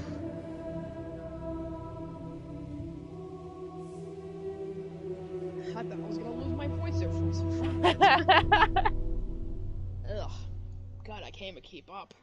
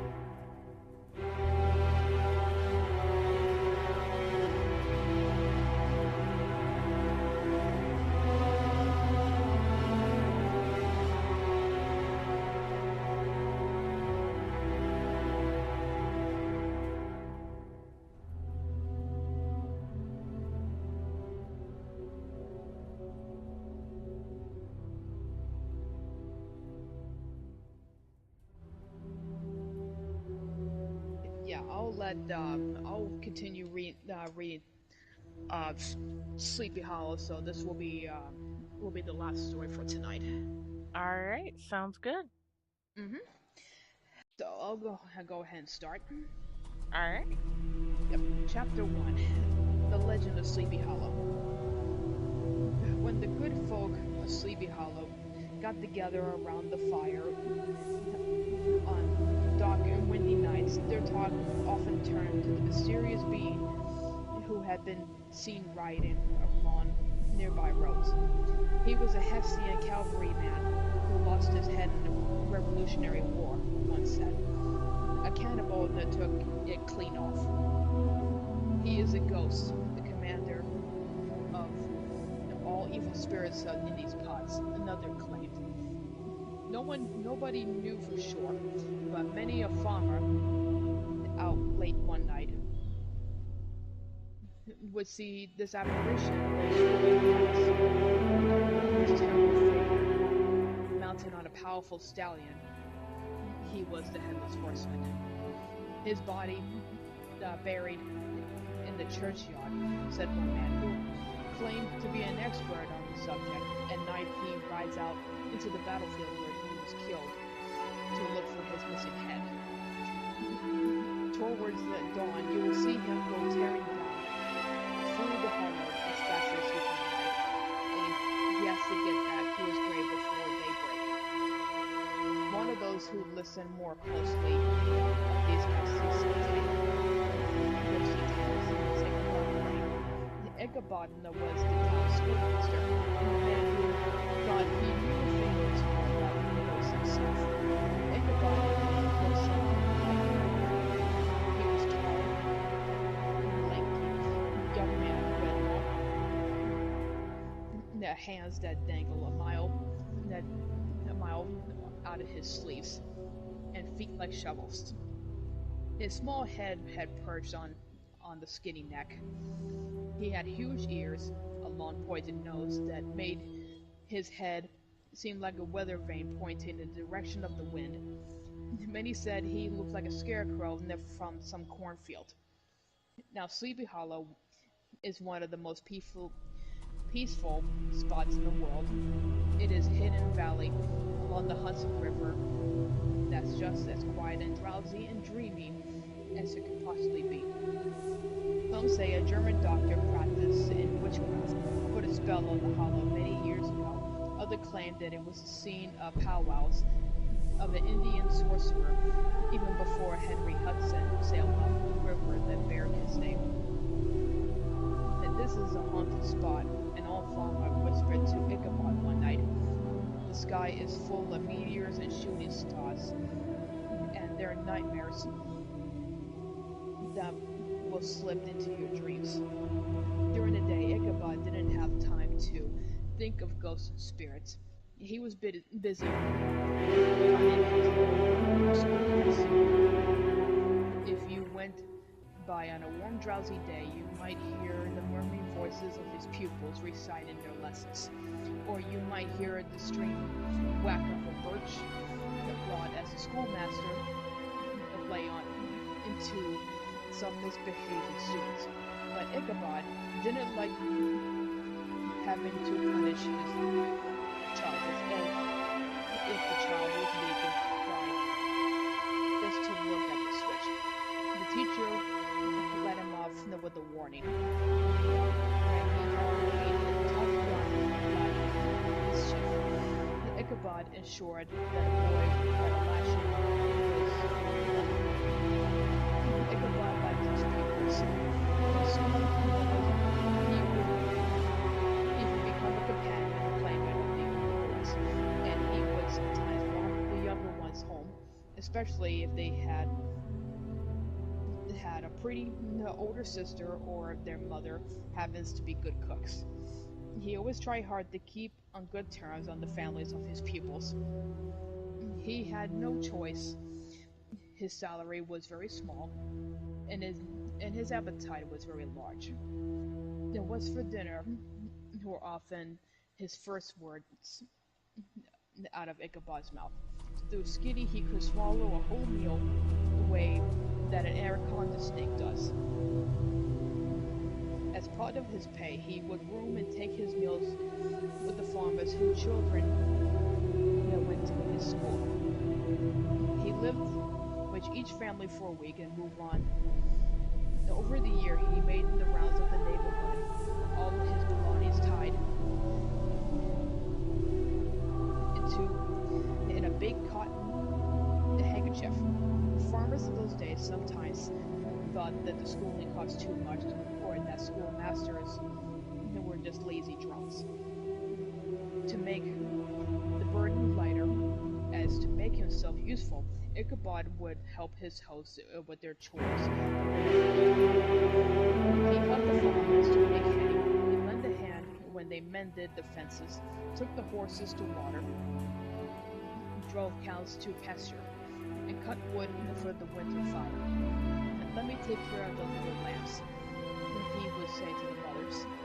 And he would sit for hours with one child on his knee, at the same time using his foot to rock other dog in his cradle. One of Ichabod's greatest pleasures was to pass long winter evenings sitting by a fire with the farmers' wives. They would tell tales of ghosts and goblins that they would talk when they spun wool and roasted apples and cupcakes. That field don't run in his hunting, so they say. There's a lot of mountains on that ridge. Another wood. I have seen him with my own eyes. Ichabod had his own tales to tell. He had read books of witchcraft, who could relate stories of omens and odd sights a person could see it in the night. He would tell dangers of comets and shooting stars. And sometimes he would scare those ignorant people by telling them the world actually turned around, and that without knowing it, they would spend half of their time upside down. It was pleasant telling these tales while sitting snug in the chimney corner. The room would glow with the heat of a crackling wood fire. And, of course, no ghost dared to stick his head inside. But walking home afterwards was another story. Then all the terrors of the fables took form around the timid schoolmaster. The fearful shapes and shadows loomed along his path in the snowy evening. Seeing the light of a distant window, he wished that he was back safe inside. "Oh, keep away from me," he would exclaim. But it was a empty bush covered in snow and wolves. "What was that?" he whispered, but it was merely the sound of his own feet breaking through the snow. It got so that he would dread even to look over his shoulder in case someone was following him. But there was only one spirit that Ichabod craved fear more than any other. And it was one of the old farmers' wives called the Galloway Hessian of the Hollow. Sometimes very late at night, walking through some dark, shadowy glen, Ichabod would suddenly hear a blast of howling through his trees. As only the wind, he would tell himself, could never convince himself that it wasn't the headless horseman. Alright, we'll continue chapter 2 in a second.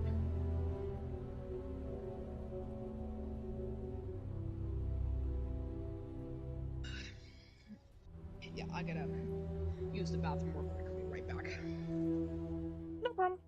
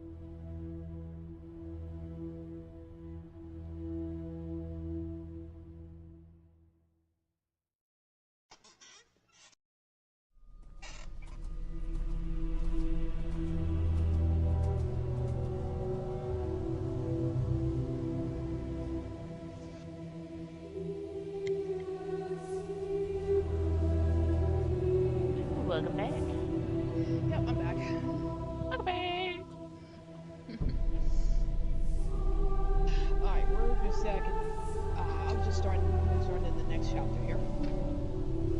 Alrighty. Alright, chapter 2.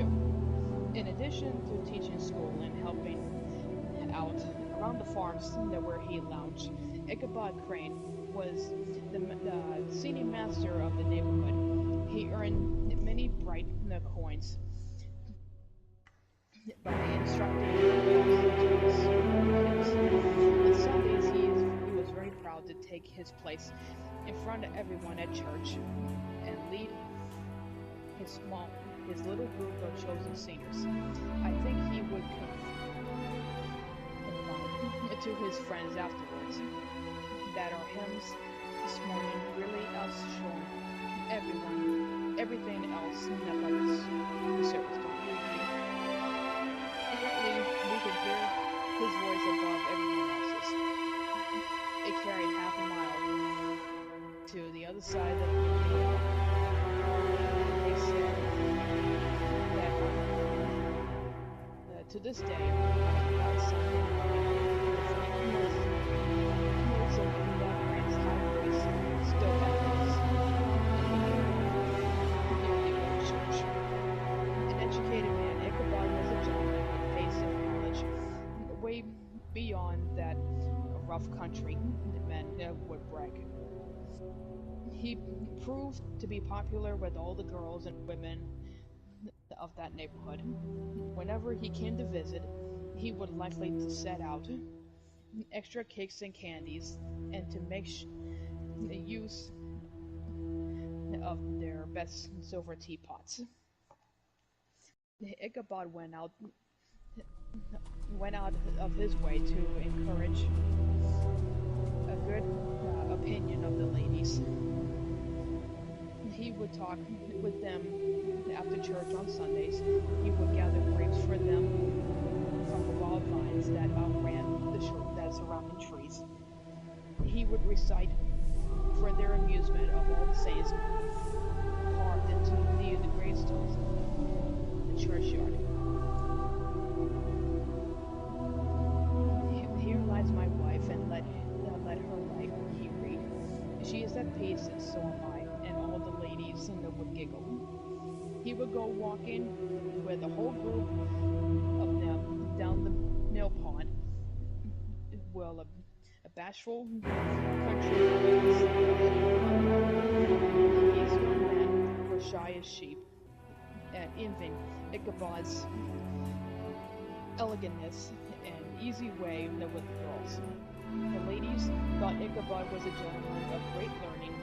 He read to them from the history of New England witchcraft. Witches and magics were subjects that he believed in most firmly himself. Wise and educated,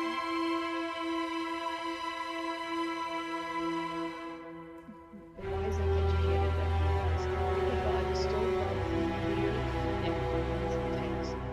Living in Sleepy Hollow with his appetite for legends and books, the more wild and strange the story, the more likely that he was swallowed. Often after school, he would lay near the workroom door and read for hours about witches and goblins and ghosts. It would already be glowing dark by the time he headed for home. Every sound of nature spooked his excited mind. The cooing of the whippoorwill of the hillside, the croak of a tree toad, and the hooting of an owl, and the rustling of birds in a bush made Ichabod's hair stand on end. The firefly scared him. A beetle would bump into him into the dark, and he would jump 10 feet. Sure that he had been touched by a witch, the only way he could make it home was to sing his nymphs, which he thought it would drive away the evil spirits, or at least drown out the noises they made. There goes Ichabod Crane, a farmer in Sleepy Hollow, would say to his wife as they sat by their house at night. I heard that scrawny school teacher's voice again. But however, many fears and fright came over Ichabod. merely the terrors of his own mind. He has seen many specters over the years. Even he is pursued by the devil in various shapes. Daylight always put an end to these evil spirits. His be a safe and pleasant one. Until one day, his path was crossed by a being who has caused more trouble for mortal men than all the ghosts, goblins, and witches put together.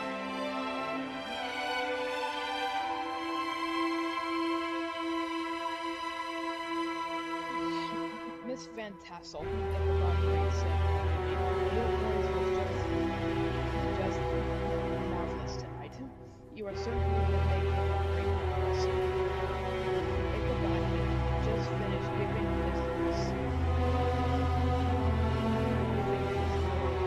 his singers the weekly music lesson. Trina Van Tassel, the young lady who he spoke to, looked at him through her eyelashes. And thank you, Mr. Crane, she said. You are too kind. She threw him a very sweet smile, which he quickly turned. Please give my best wishes to your mother, Ichabod said, as she startled for home. I will, answered the girl. I'm sure they would happy to have you visit sometime soon. The schoolmaster's Adam's apple moved up and down. He blushed with happiness. He kept staring down the road long after Katrina had disappeared, imagining her in his mind's eye. Katrina, he sighed to himself. Katrina Van Tassel was the only child of one of the most prosperous Dutch farmers of those parts. She was plump as a partridge, and as soft and rosy-cheeked as one of her father's lustrous peaches. She was famous enough for her beauty, and just as famous for her family's riches, which she would someday inherit. Of course, not everyone saw through rosy cheeks glasses the way Ichabod did. That little snip, one farmer's wife said of her, why, she is a flirt and she's stuck on herself. Just look at the way she dresses.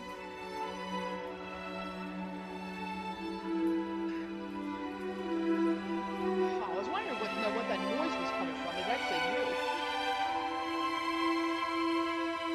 Huh? Your guild boss. Yeah, my guild buffs are probably down. When you're at a stopping point, I'll go refresh them real quick.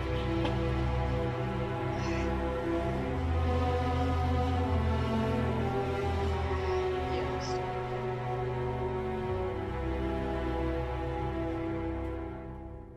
Yeah, I'll take a little break for a second. All right, I'll go ahead and refresh my buffs then. Okay. All right. Oh yeah, now my face is lighting up.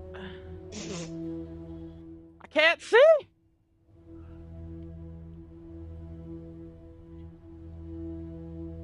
Going down. Whee.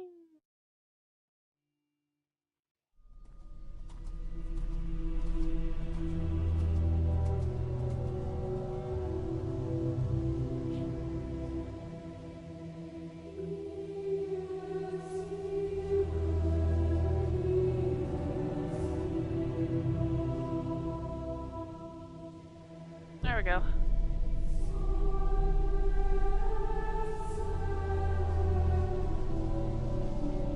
Oh!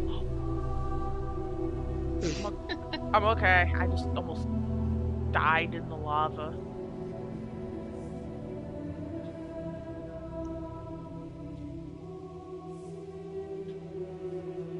Alright, there we go. I'm not bubbling now. But at first I thought it was me, and I was like, wait a minute, that can't be for me. So I thought it was kind of funny. Yeah. Yeah, thanks for letting me know. Yeah, no problem. Okay, anyway.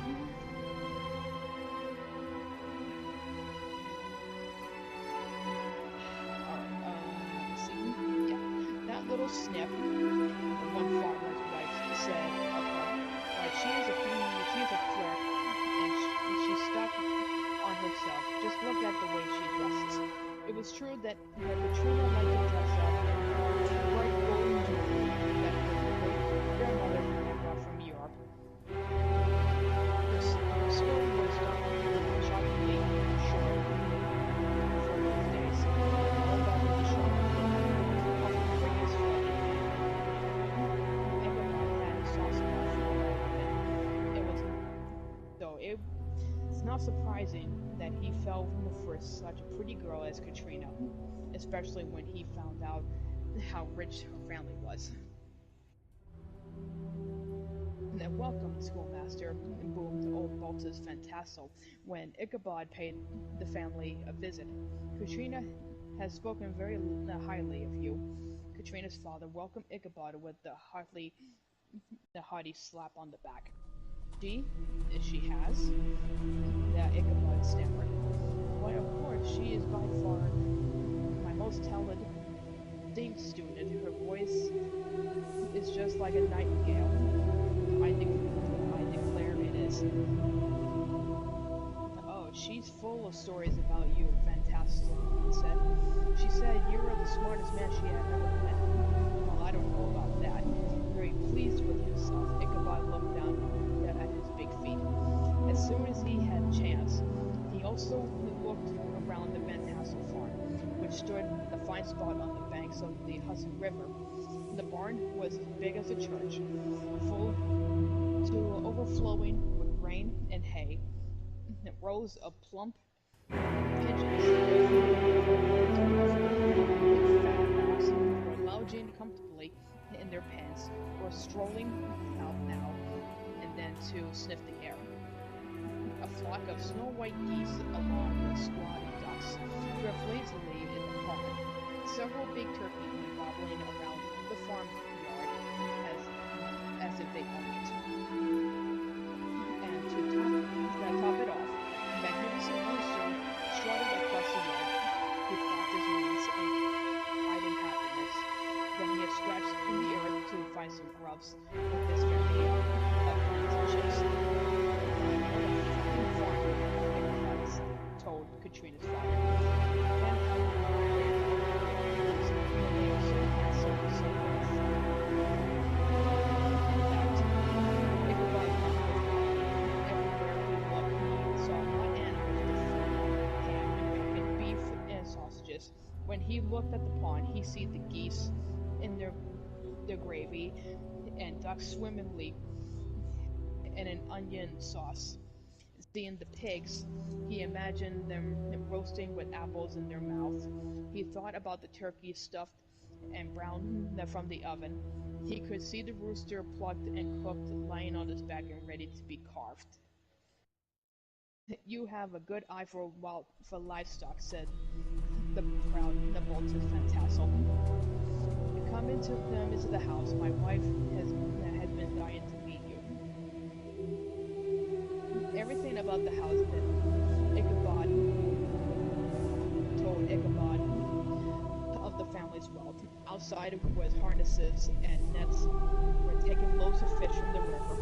Huge bags of wool stood ready to be spun into yarn. Inside the walls were hung with colorful Indian corn and strings of dried apples and peaches and red peppers. This is our best parlor, said Mrs. Van Tassel, proud to show off her home to the schoolmaster. The polish in the wooden shone like a mirror. She opened the cupboard so that Ichabod could admire their treasure of old silver.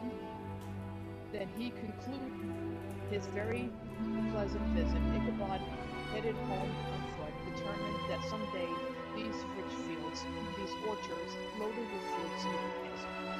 Who knows, he said to himself, I may even sell everything, invest the money, and enormous piece of land out west. They say that's where fortunes are to be made in these days. could see it already. He and his wife Katrina headed on a loaded wagon for Tennessee or Kentucky and wars north. He even imagined that he would have family and children. It was one thing to imagine himself courting a rich and beautiful girl named White, another thing to win her heart. Yep, chapter 4. Whew, man.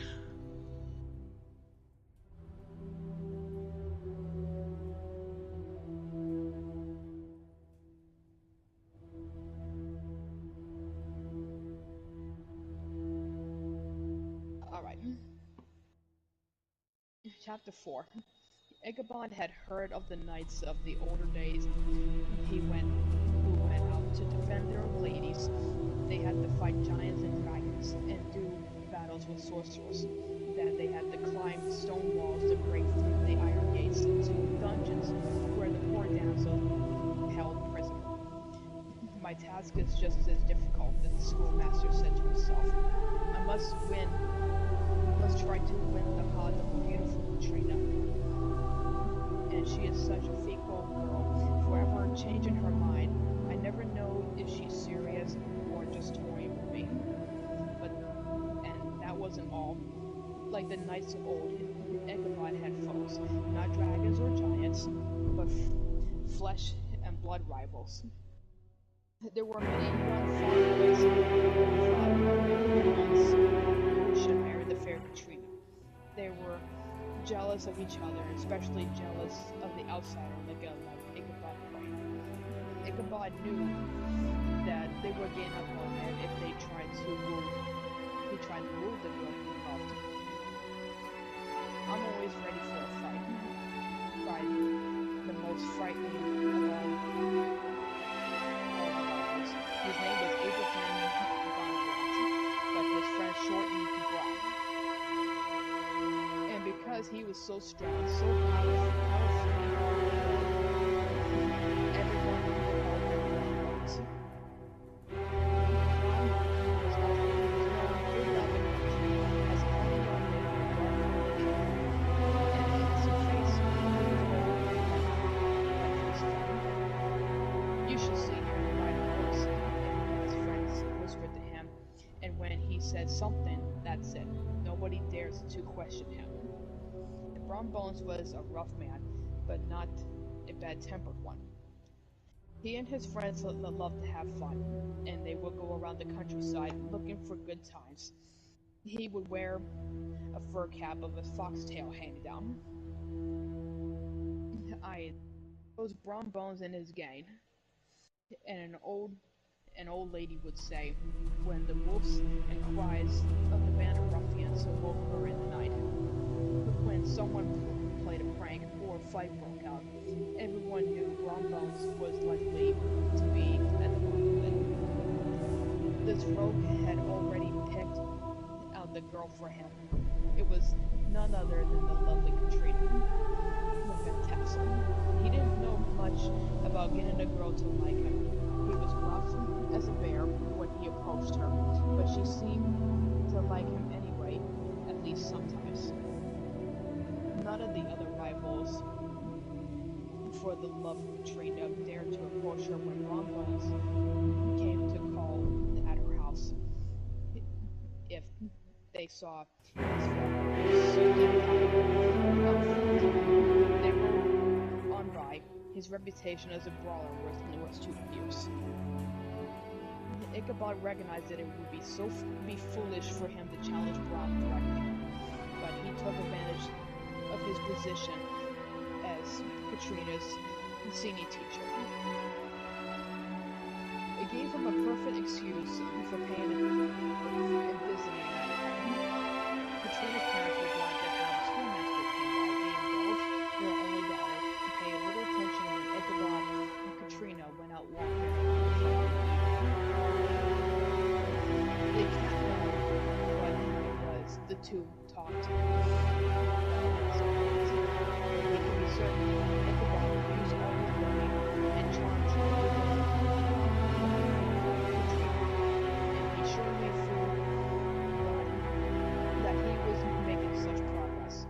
fact, he might have imagined that his dream of marrying her and inheriting the fantastical riches was about to come true. The neighbors noticed that Brom Bones, his horse, was not seen very often tied to the fence outside the Van Tassel home anymore. That Ichabod Crane had better watch out, they said. Brom Bones is not the man to cross. Everyone knew that Brom Bones and Ichabod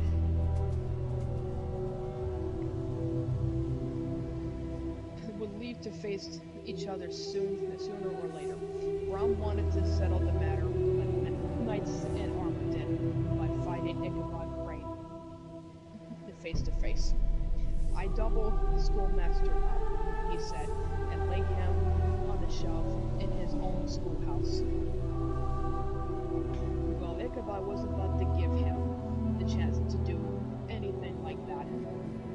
He never let Brom rattle him. He never rose to the challenge of his cruder and stronger rival. Brom Bones tried to provoke the schoolmaster, but Brom and his friends would come storming past Ichabod's peaceful schoolhouse on their horses. They stopped up the chimney and made the building fill with smoke during singing lessons. They broke into the school at night and turned everything upside down. Ichabod wondered if a group of witches may have a meeting. Always looked for a change to embarrass Ichabod while Katrina was around. Once he took a green Ichabod and taught him to whine and howl. He sent his dog to sit outside during his singing lessons and how summer passed, and still the two rivals never fell out. Now it was a fine autumn's afternoon.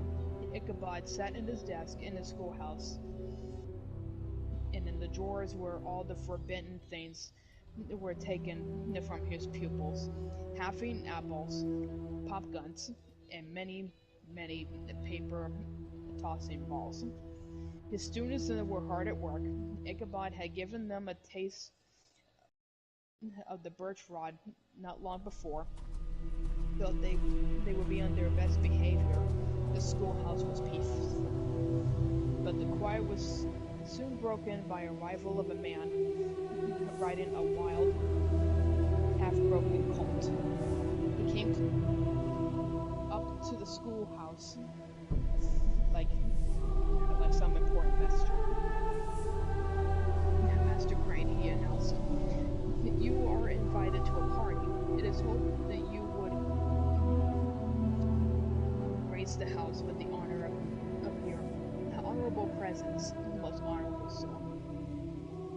A party? Ichabod said, but where? A party? A merry-making, a festival event, said the man, full of his importance. Yes, but who invites me? The schoolmaster asked again. Why, the honorable Master Van Tassel.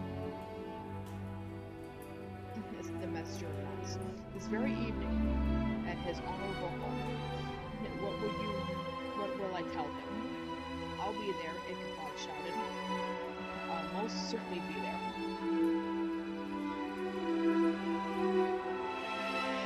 Chapter 5. Phew.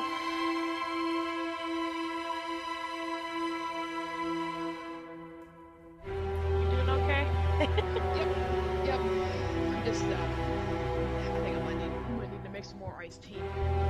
I don't blame you. How many chapters does it have?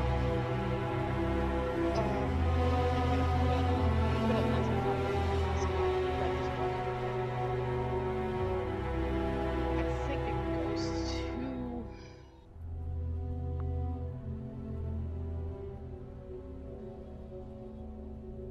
let me see.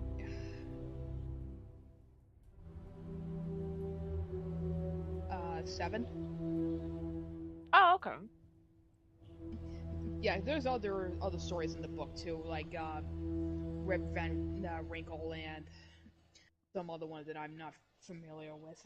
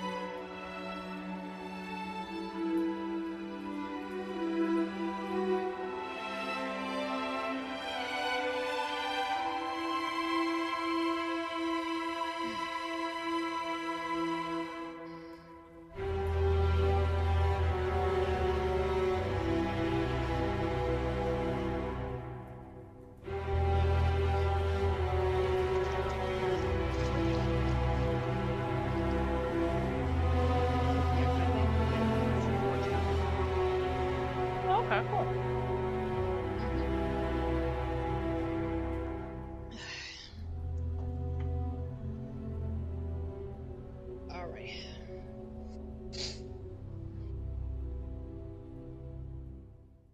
Okay, chapter 5. All right, children, said the schoolmaster. That'll be all for today. You can go home now.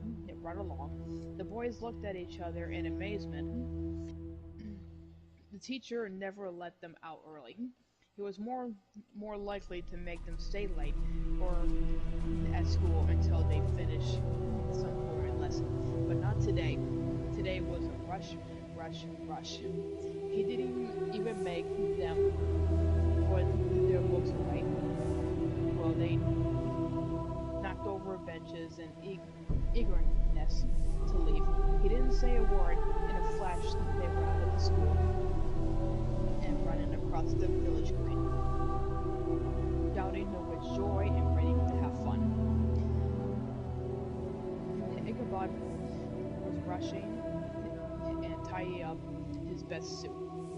Actually, it was his only suit.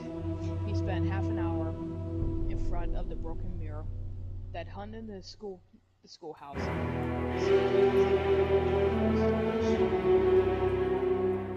because he imagined himself a knight in shiny armor.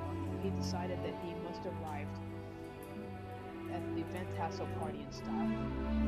I need to borrow a horse, he told the farmer he was staying with, and of course the saddle.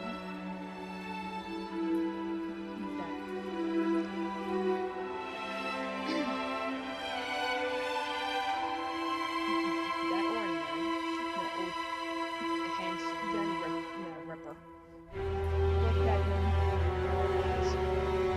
I guess you can take my Van Ripper said, but not the right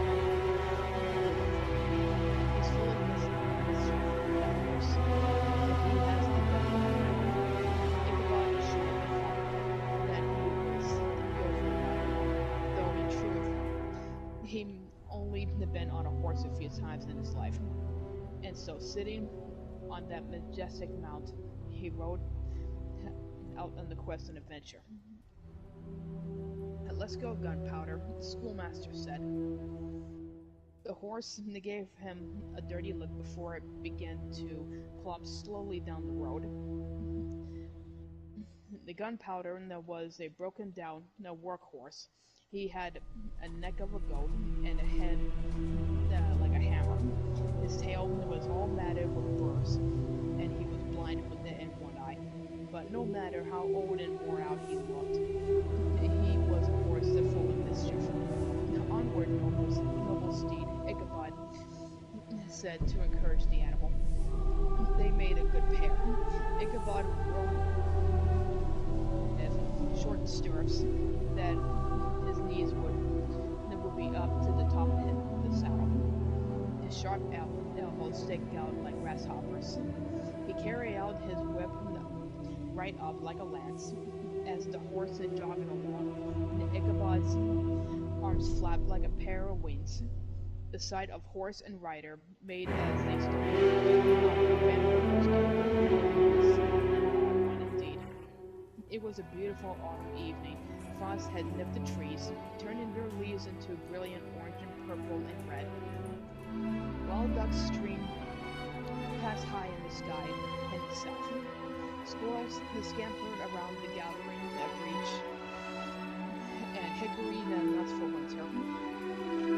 Unusual, Ichabod's thoughts had turned to food. What a lovely crop of apples this sweet, he said to himself, and looked at that great heap waiting for the supper press. And those pumpkins would make some tasty pies. Passing by some beehives, I think the stack of steaming pancakes, and Katrina said honey, it would lead to the fantastic farm, all the way to the other side of Sleepy Hollow. Along the way, Ichabod could see the peaceful waters of the Hudson reflecting the distant mountains. By the time he approached the farm, the sun was setting in the west, turning the sky pink and gold. Why, what a crowd! Ichabod observed to his host. Everyone in the region that seems to be here tonight. Of course, said the jolly Master Van Tassel. The more the merrier, we say, and have a good time, schoolmaster. And later we'll have dancing. Ichabod looked around the leather-faced farmers and their homemade coats and huge shoes. Their wives wore plain country outfits that they wore. The younger ladies might put out a fancy ribbon or straw hat they bought from the city, and the lads tied their hair back into short ponytails, which was the fashion of the time. Here comes Bronbones, someone shouted. Many of the party looked out to see him thundering up on his magnificent horse, Daredevil. This was a horse hardly even broken, who galloped with such wildness that he often came close to throwing his rider, just like the kind of animal Bronc liked. Ichabod didn't pay much attention to the entrance of his rival. He spied sometimes something that interests him more, and I don't mean all the pretty girls who were there. Ichabod had seen food. Platters were heaped with cakes that only Dutch households said donuts, sweet cakes, and sugar. Help yourself, said Katrina. Katrina's mother, and she laid down the goodies. I don't know where to begin, Ichabod told her, though he was already made a good beginning. It all looks so good. I should try. Should I have the apple pie, peach pie, or pumpkin pie? He decided a slice of each would be the best choice. He went on piling his plate of ham and beef and roast chicken, and broiled fish and heaps of preserved peaches, plums, and pears. In fact, this wasn't a dish at the table that Ichabod didn't try. Delicious, he said, and took another mouthful. Nothing made him happier than eating. As he chewed, he rolled his eyes and chuckled to himself. One day he thought, this will be all mine. I would snap my dancers in the faces of Hans Van Ripple, Ripper, and all those stingy farmers. I'll be master of this house. No more school teaching then. Eat up, said old Boltus Van Tassel. It's time for the dancing. Fiddler was a gray-haired man who had been playing music in the region for 50 years. He ran his bow across his battered violin, nodded his head in time to the music. He stomped his foot every time a new couple on the road started. May I have this dance? Ichabod, he said to the lovely Katrina. He held his breath waiting for her answer. Absolutely, she said.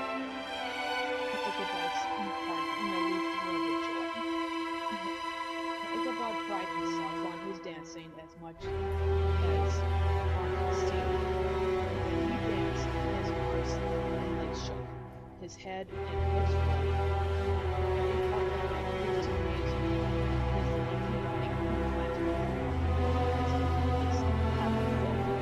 Tonight he was blessed by re-dancing with his sweetheart. He rolled his eyes at her, and she answers with smiles and winks. All this time, Brom Bones, jealous as he could be, sat in a corner by himself, and brooded and frowned as he watched the dancers. The more Ichabod and Katrina whirled around the room, the more angry Brom Bones became. Phew. Alright, next up we're at chapter 6. Alright. I forgot I was muted. I was like, alright. I was like, oh wait. Yeah, we're almost finished.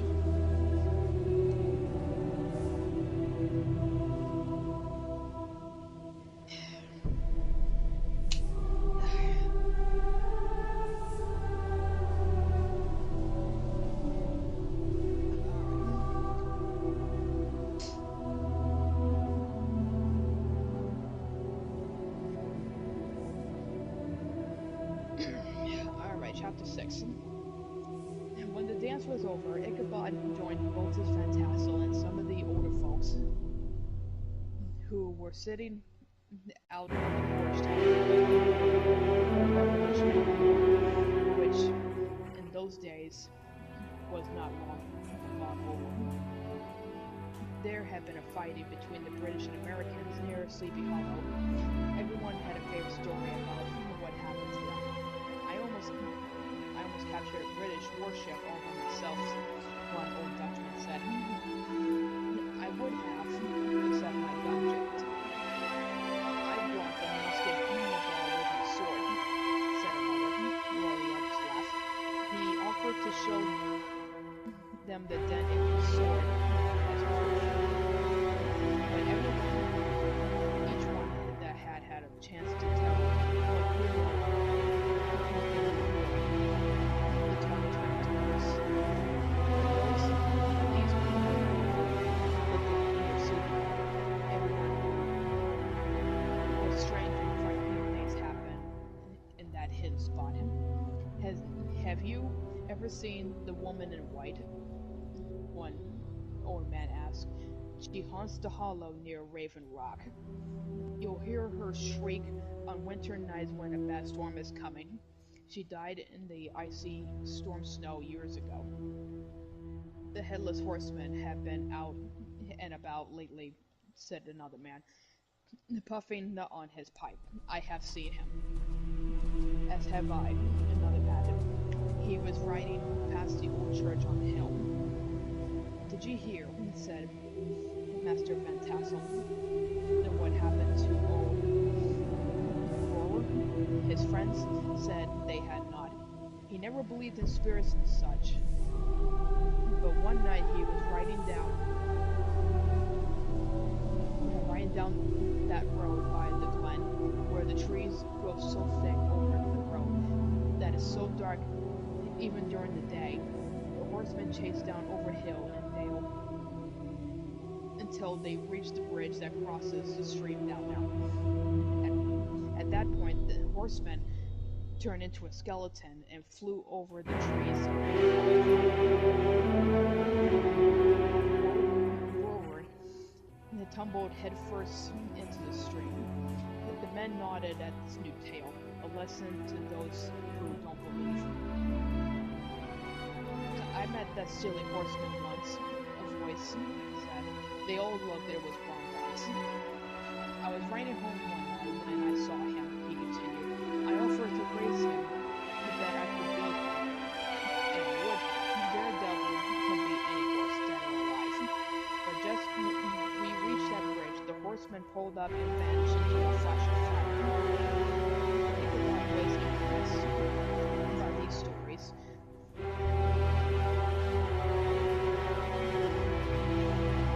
He added the summaries on telling what he had seen and also proceeded. Soon the time came for the party to break up. The farmers gathered up their families and their wagons to set off home. You could hear them rattling through the quiet night as they went. Some of the girls went off with their boyfriends. Their laughter sounded fainter and fainter until it gradually died away. The house grew quiet. Ichabod was the last to leave. He lingered to talk to Katrina, certainly that he had won her heart.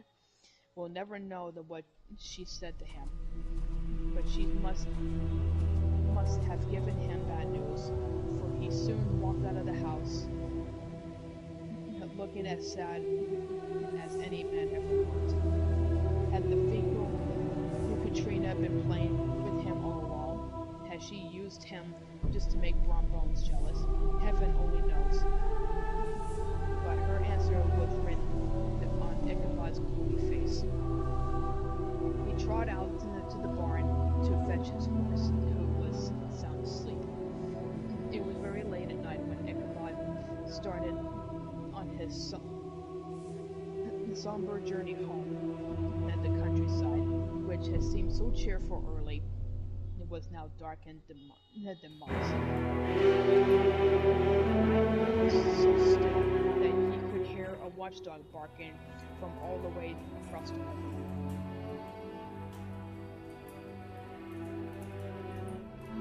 Now all the stories of ghosts and goblins that he'd been hearing came back to him.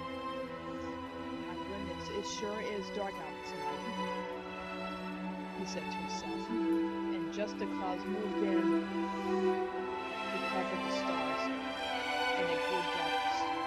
He was approaching the darkest, loneliness part of Sleepy Hollow. A man had been hanged from the big tree that stood beside the road. They said he's closer. As Ichabod grew closer, he began to whisper. It was only the wind from the branches. For a moment he thought he saw something white in the trees, but it proved to be a place where the wood had been split by lightning. Suddenly he heard a groan, his teeth chattering in fear. But it was just two limbs of the tree rubbing against each other. Ichabod passed by, nothing happened. But up ahead, a road even more darker and spookier. He had to cross a little stream that everyone said was haunted. Nobody liked to cross that stream after dark. As Ichabod approached it, his heart began to thump. Come on, Gunpowder, he said. Let's hurry up. He gave the horse a few kicks into his ribs to make him move faster. But the horse would never do what his rider wanted. Whereas he banged into the fence sideways.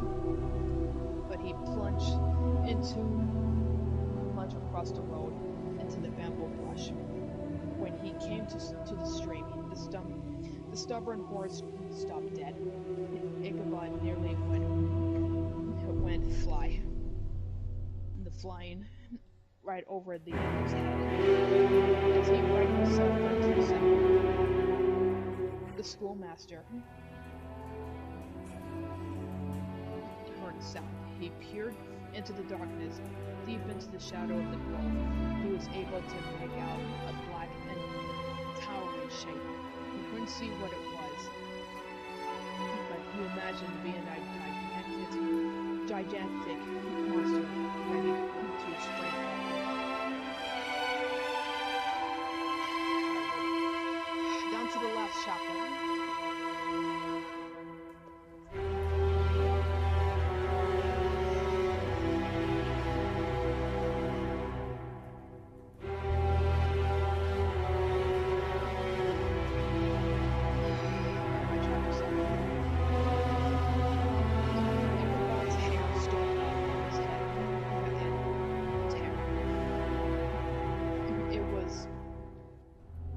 To turn and run, and what should he do?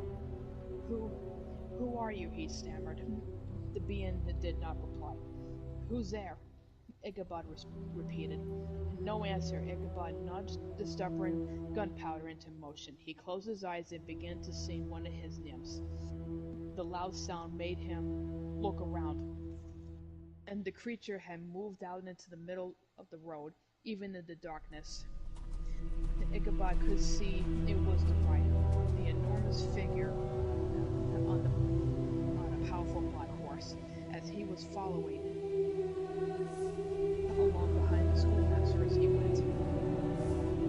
Giddy up, Gunpowder, Ichabod said. Let's go. He hurried on, hoping to leave the strange horseman behind, but the other kept pace with him.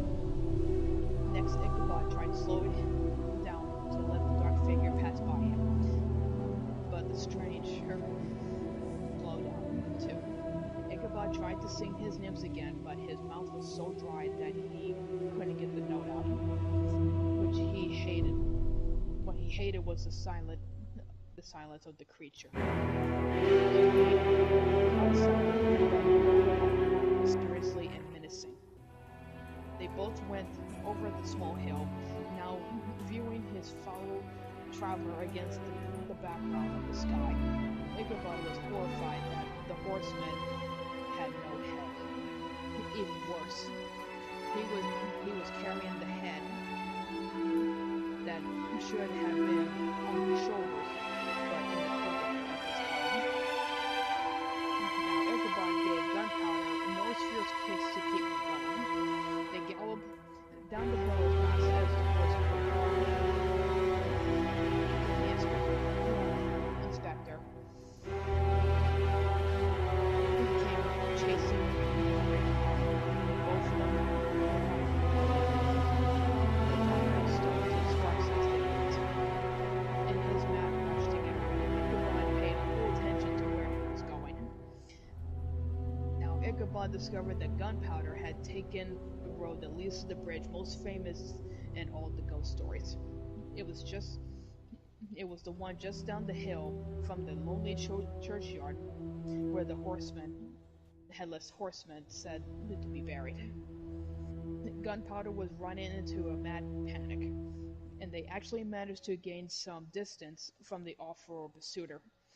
But just as Ichabod felt a girth come loose on his saddle, he tried to hold on to it, but the saddle slipped and then fell off. The phantom horseman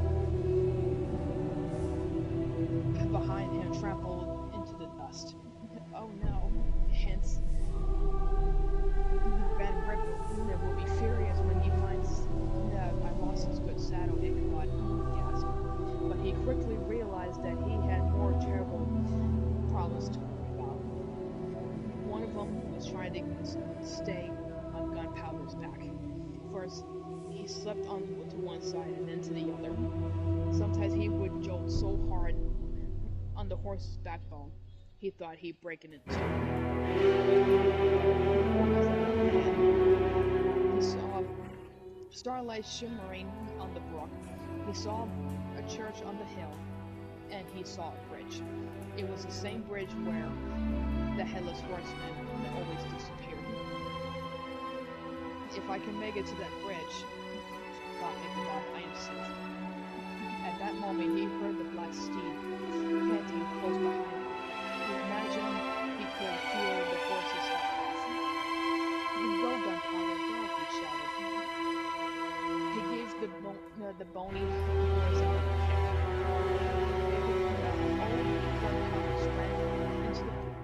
onto the bridge, his hooves thundering as he reached the opposite side. Ichabod looked behind him to watch the horseman entrance with a flash of fire as he was close to him. And just in the moment he saw the dog rise up in his stirrups and hurled his head at him. Ichabod tried to dodge the terrible missile, but too late. It crashed into his skull. Ichabod tumbled into the dust. Gunpowder, the black steed, and the goblin rider passed by like the wind. The next day, old Gunpowder was found without his saddle, munching on grass by his master's gate.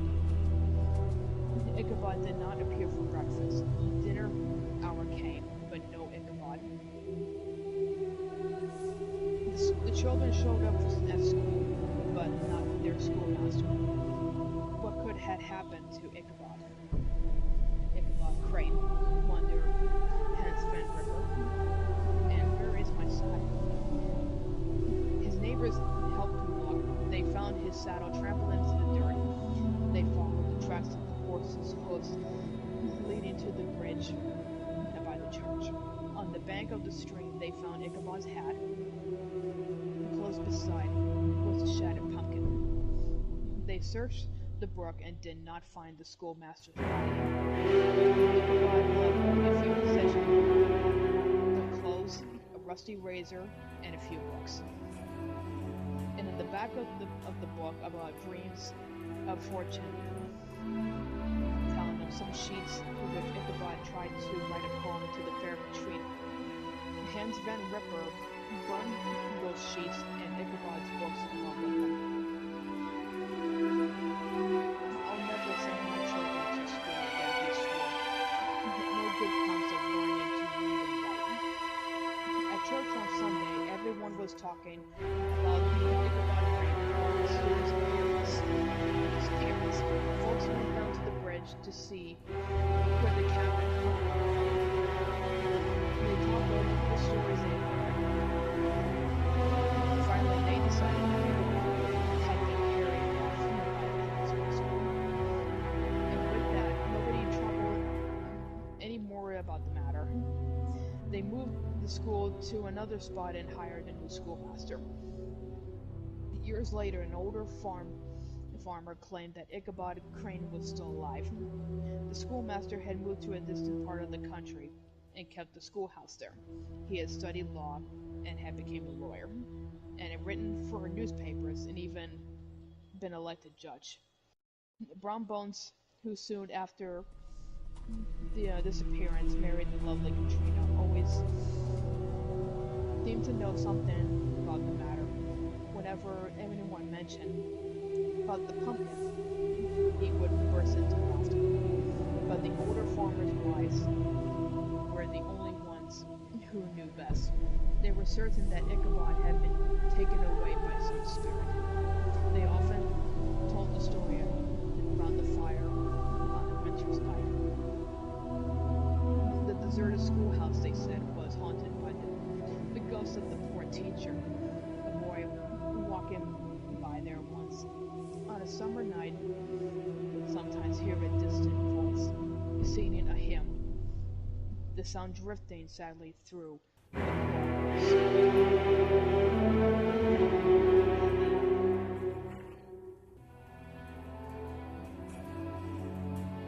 So what really happened to him? No one knows. Oh, man. How's your voice feeling? It's getting tired. Yeah, I bet. I've been reading for like 2 hours. Almost 3, actually. Yeah, I mean, it felt to me it felt longer. Oh yeah, I bet. Whew. Yeah, thank you for doing this. Yeah, no problem. Yeah, I really enjoyed it. Yeah, we'll definitely do this again next time when I find some other ghost stories. Sounds good. Yeah, it's funny. I forgot next week is actually Halloween. no, next week is my Halloween maze, All right. and then in 2 weeks is Halloween. Mm-hmm. Yeah, it's Yep. hard to believe. And yeah, we actually do have some plans going on for Halloween. Pretty soon we're gonna be having a Halloween parade in my hometown. Oh, cool. Mm-hmm. Yeah, in my hometown we always do like Halloween parades like every year. That sounds fun. I don't Mm-hmm. I don't know if our town does. I know we do Christmas parades. Yeah, sometimes we would do other parades on different holidays. They even have one for St. Patrick's Day. Oh, that's cool. Yeah, and I can't remember if we did a Memorial Day parade or something. I can't remember. But mostly my hometown is famous for parades. Okay. And I kid you not, almost every year it always rains. Like the old saying, it always rains on my parade. Yeah, I think that's just a little too literal, you know? Yeah. Well, it's kind of funny because usually around this time we get snow, and we haven't Mm-hmm. gotten snow yet. We're just now getting cooler weather. Because, yeah, my husband just put away the air conditioning yesterday. I And put I'm away like, mine. oh, I told my husband, like, maybe you should have waited, like, at least a couple more weeks. Just in case we get, like, back into the 90s. Yeah, this weekend where I'm at is supposed to be a little bit warmer this weekend. Oh, okay. Mm-hmm. Yeah, 'cause I don't know. I don't know what your temperature is in Wyoming.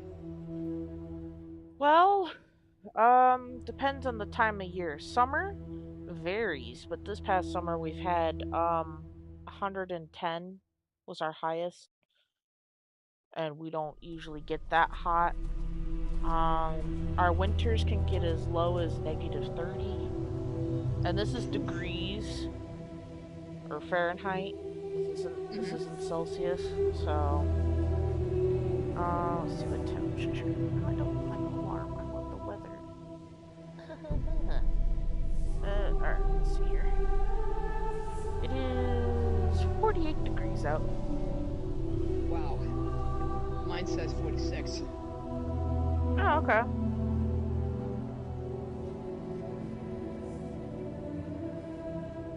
Yeah, it looks like our highest tomorrow's gonna be cooler than it was today. It's gonna be as high as 75. Ooh, on.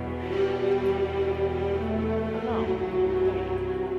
Oh, that's weekly? Oh, I don't want the weekly. I want the daily.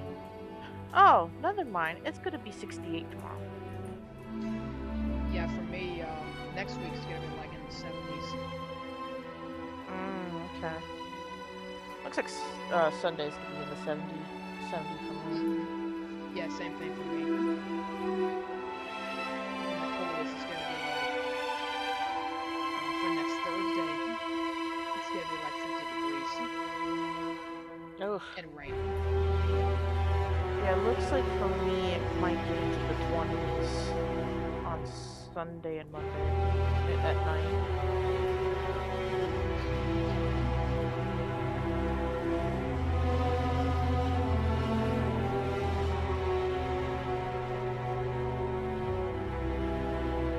Yes, because then I'm gonna be finished mowing tomorrow. Uh, I won't lie, when you got to the end, I was expecting like you like they found the body somewhere and the head is missing or something like that. I'm Kind of like the like, Tim Burton version.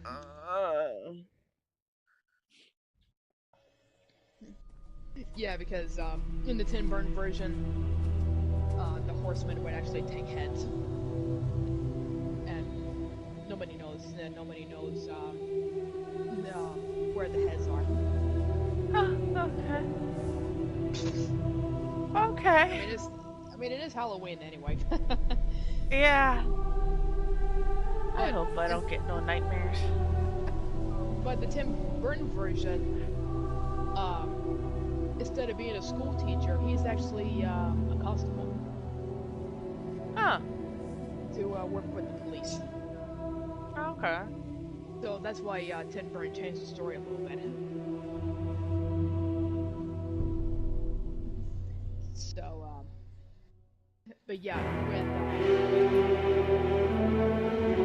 the Hessian, who played by Christopher Walken, in his backstory, that he was actually chopping off heads during the war, and until some people were actually hunting him down, and until they wounded him, and then they actually chopped his head off, and they buried him along with his head, and then in the movie they're trying to figure out why the head was missing, and they didn't know that the horseman's head was missing.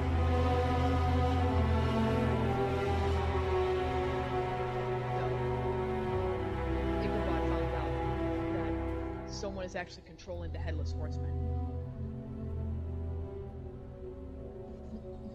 So that's how the story goes in the movie. Okay. But Okay. mostly, I always like the Disney version of Sleepy Hollow. I didn't even know there was a Disney version until you mentioned it in the Discord. I was like, Oh huh? yeah, oh yeah, it's always a fun one because they would do like little short films that they did when the man, what the heck's name? The Wind of the Willows. Hmm. But yeah, because I think that one, the Disney version, was actually more like the Washington Irving version of the story. That no one found the body. Oh, They say okay. like the next morning, Ichabod's head was found in a close beside it a shed pumpkin. Oh, okay. But um, but in the Disney version, people think that Ichabod was still alive, that he got married and have kids. But that's but That's Disney. nobody didn't. Yeah, It's Disney. and nobody didn't want to believe that. Yeah.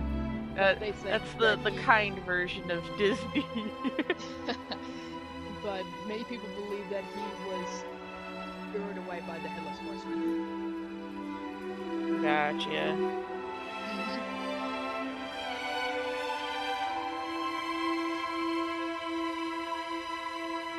And even though they actually did had a TV series of Sleepy Hollow. Not really. Yeah, I think it was dated back in. It was basically during the Civil War. And Ichabod actually time traveled into the future. Let me see if I can find it. I think it was. Yeah, it was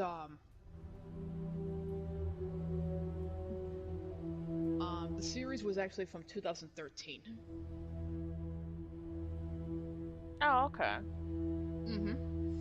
And the series is really not that bad. So, let's see.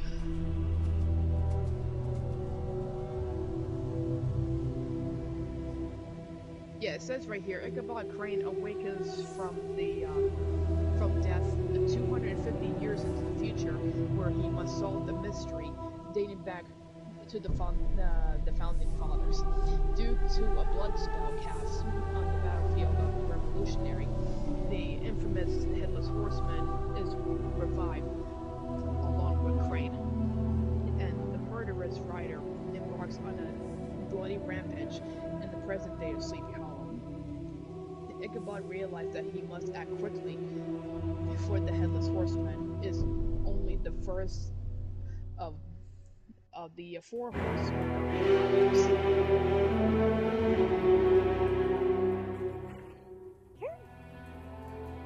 Huh. So that's why the TV series had a different story. Oh, okay. Makes sense.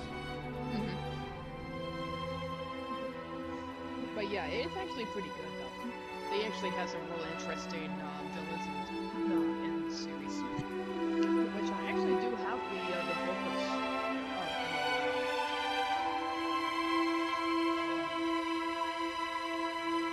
I think it was the villains of.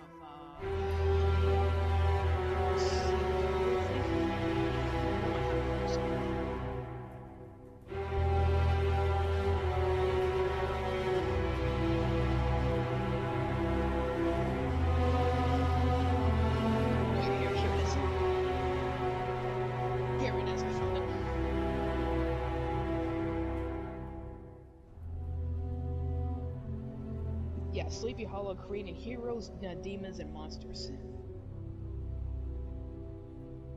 So, I'll be right back real quick. Uh-huh.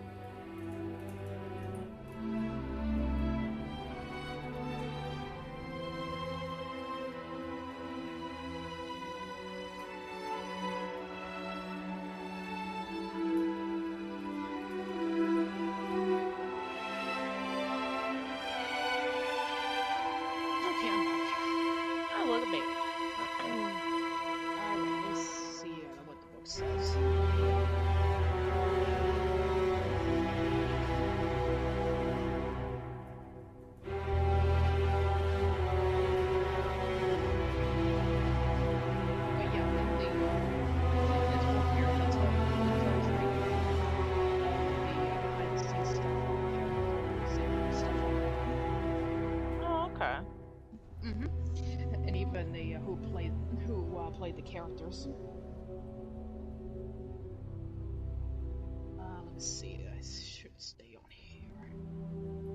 Yeah, Tom Minson, who played Ichabod Crane.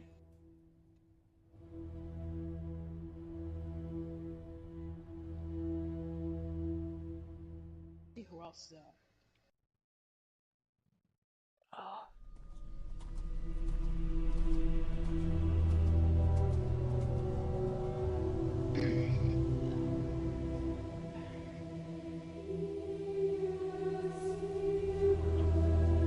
Ugh. Apparently someone messaged me. Oh.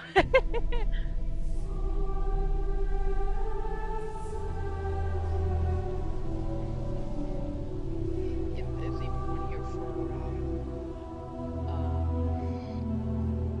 Katrina Fantastical here too. But I think she goes by. Let's see if I can find it here. Because I know she's in the book too. Yep. Instead of Fantastic, it's actually Katrina Green. Mm. Yep, so in the series that they're married. Oh, okay. And they actually had a son too.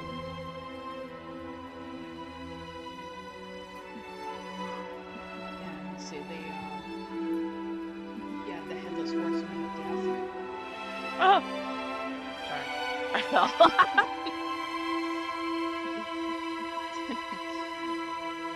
Yeah, I'm just trying to see, what else they have here.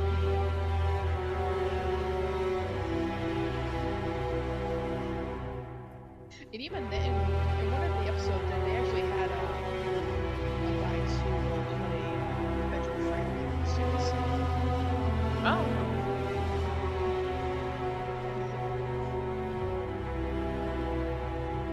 But yeah, one of my favorite villains that they actually added in the series was the Sandman.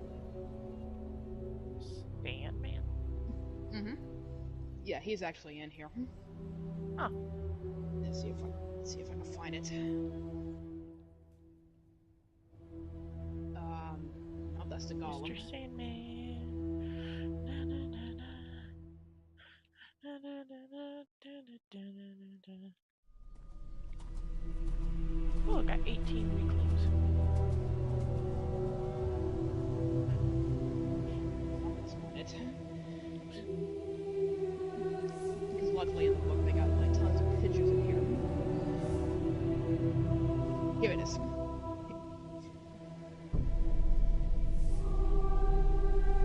But the name's the Sandman actually had a name that is for it, but I can't pronounce it. But it just goes by the Sandman. Oh, okay.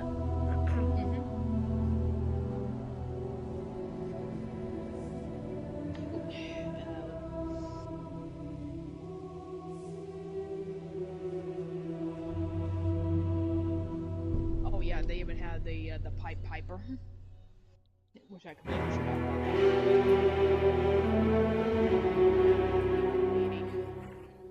And the Dingo. This one, the legend of that one is actually more interesting. How so? The Wendigo, and it's let's see.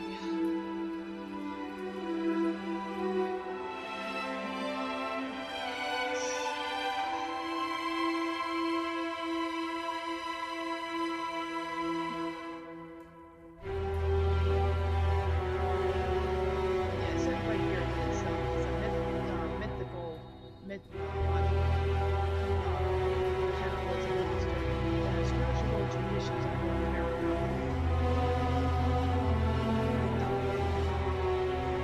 Speaking tribes.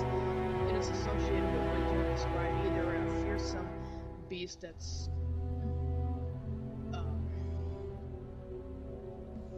but yeah, it's like it's a strange one. Okay. But many people think that it has always had different forms of it. Like Um, the head would be like a deer skull. But there have been many, other stories about it. Yeah. Alright, I'll sit here. Get away from me. Go. Oh Shoot. yeah, and I forgot that the succubus is in the book too, which was I don't know what episode that one is.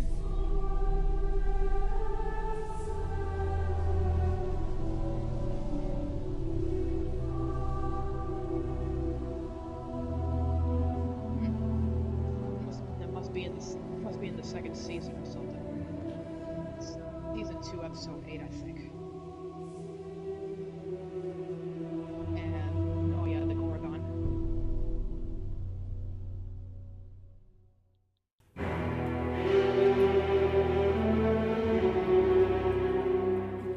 And zombie redcoats. I completely forgot about that one.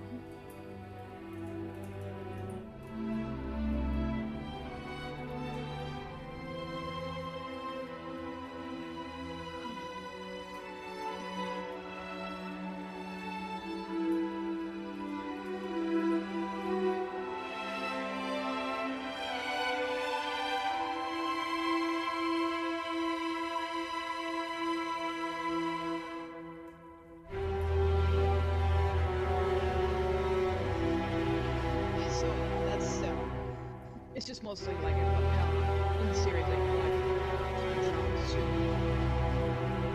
just trying to get rid of the head along with the help of the police. Okay. Hmm. It only ran for like 4 seasons Now because that's a pretty good decent time. yeah, there was a reason why they canceled it.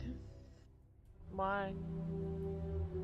It says right here, although the cast and crew had never cited some actresses exit as a reason behind the show's cancellation.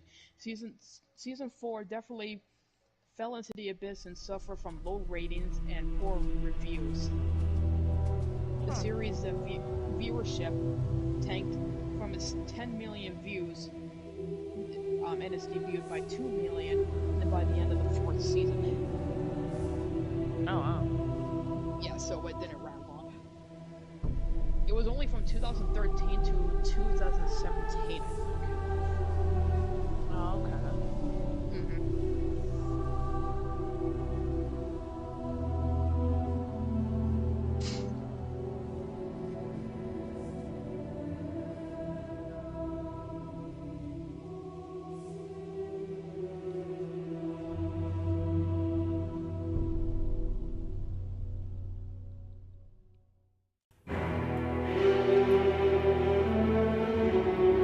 Even though there is actually a real life Ichabod Crane, but he was actually a war soldier. Oh. Yeah, let me see. See if I can find it.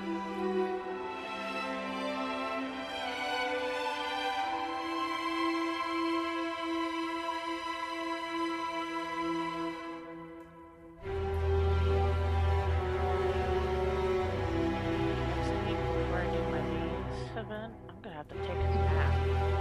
Because I feel like every weekend I've been streaming, I've been just like really tired. I've been struggling to stay. Yeah, here it is right here. The story of the real Ichabod Crane. He was a real military officer who served in the U.S. Marine Corps and the U.S. Army during the War of 1812. He was born in Elizabethtown, New Jersey in 1787 and died in 1857. Crane was contemporary of Irving and may have served with him in Fort Pike and Sackett's the harbor in New York in 1814. Irving may have known of Crane, but he never said that Crane was an inspiration of the character of Ichabod Crane in Sleepy Hollow. Hmm. So yeah, he was actually. So I thought it was real interesting. Yeah.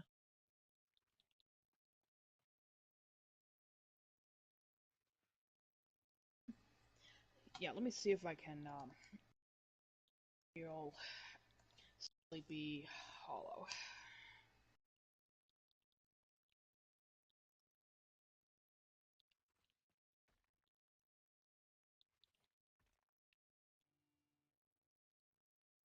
Let's see.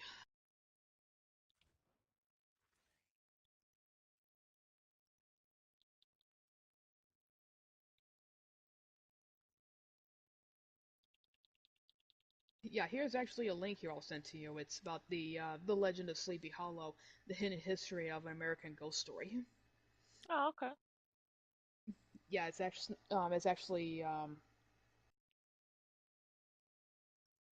about like the real story before and it became like uh, the story that Washington Irving actually wrote. Oh, And okay. it says right here, um,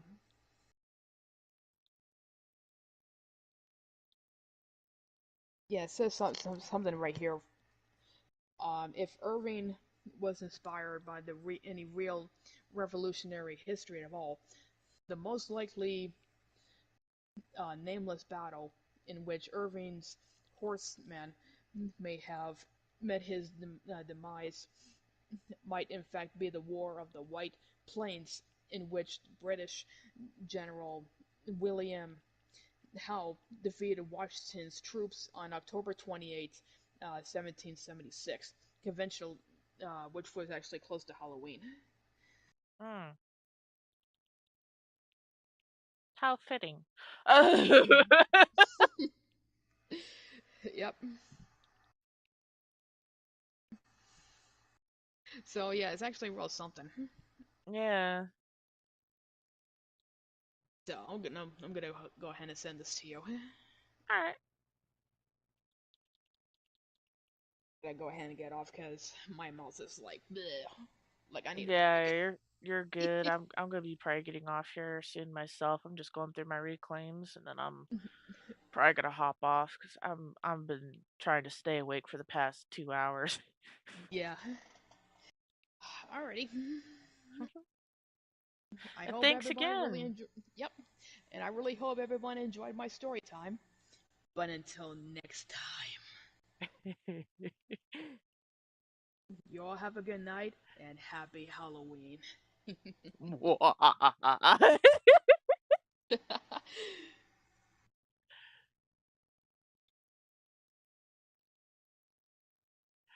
Oh, that was great.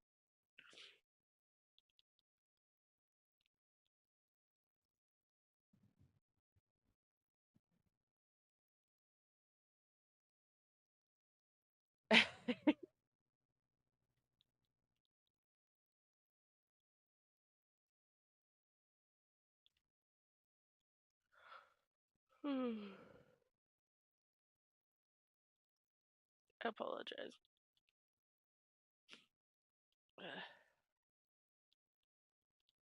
I'm quite happy. I will say I am quite happy for all the goodies I got on this round.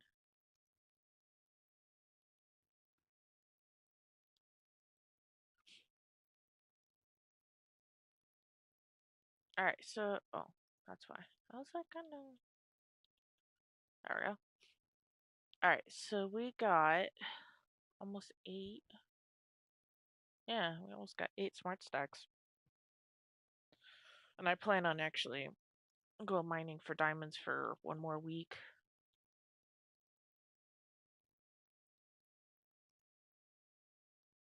Even got quite a bit of that stuff too.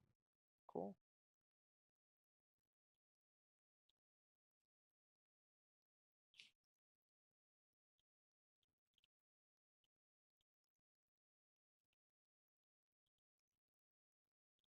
And there we go.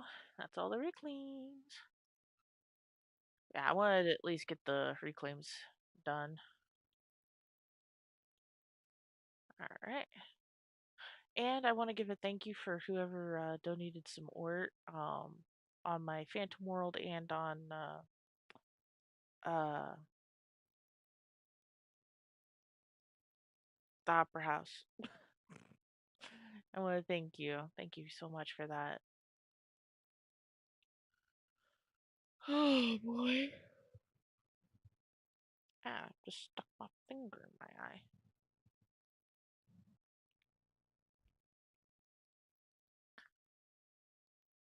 Ugh. Yeah, I can't think of anything that I need to do today. I think I'm good. Yeah. So, thanks again, everyone, for stopping by, watching, and hearing us have a good time. I apologize. I've been walking around quite a bit just because I really was falling asleep. Not because anybody was boring. It's just, I was just tired. So, hopefully, hopefully, I'm not going to be falling asleep when I do the Halloween maze next week. That's because those can last a while. Anywhere to an hour, two, depending on how many people we have. If we don't have a whole lot of people, it could turn into a 3 hour event. We've had that before. Um, oh, JJ's on. So, yeah.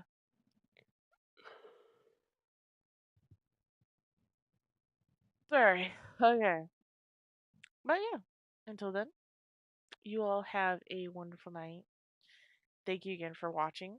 And I hope you guys enjoyed story time. It's my first time hosting anything like that. So, uh, hopefully, for those who didn't watch it live, you get to enjoy it, um, you know, anytime in the future when you're watching it. But yeah, I'll I'll see what tomorrow brings. I may stream tomorrow. Um, I'll have to see. I'll have to see what tomorrow brings. So yeah, until then, you will have a wonderful weekend, and as always, stay boundless.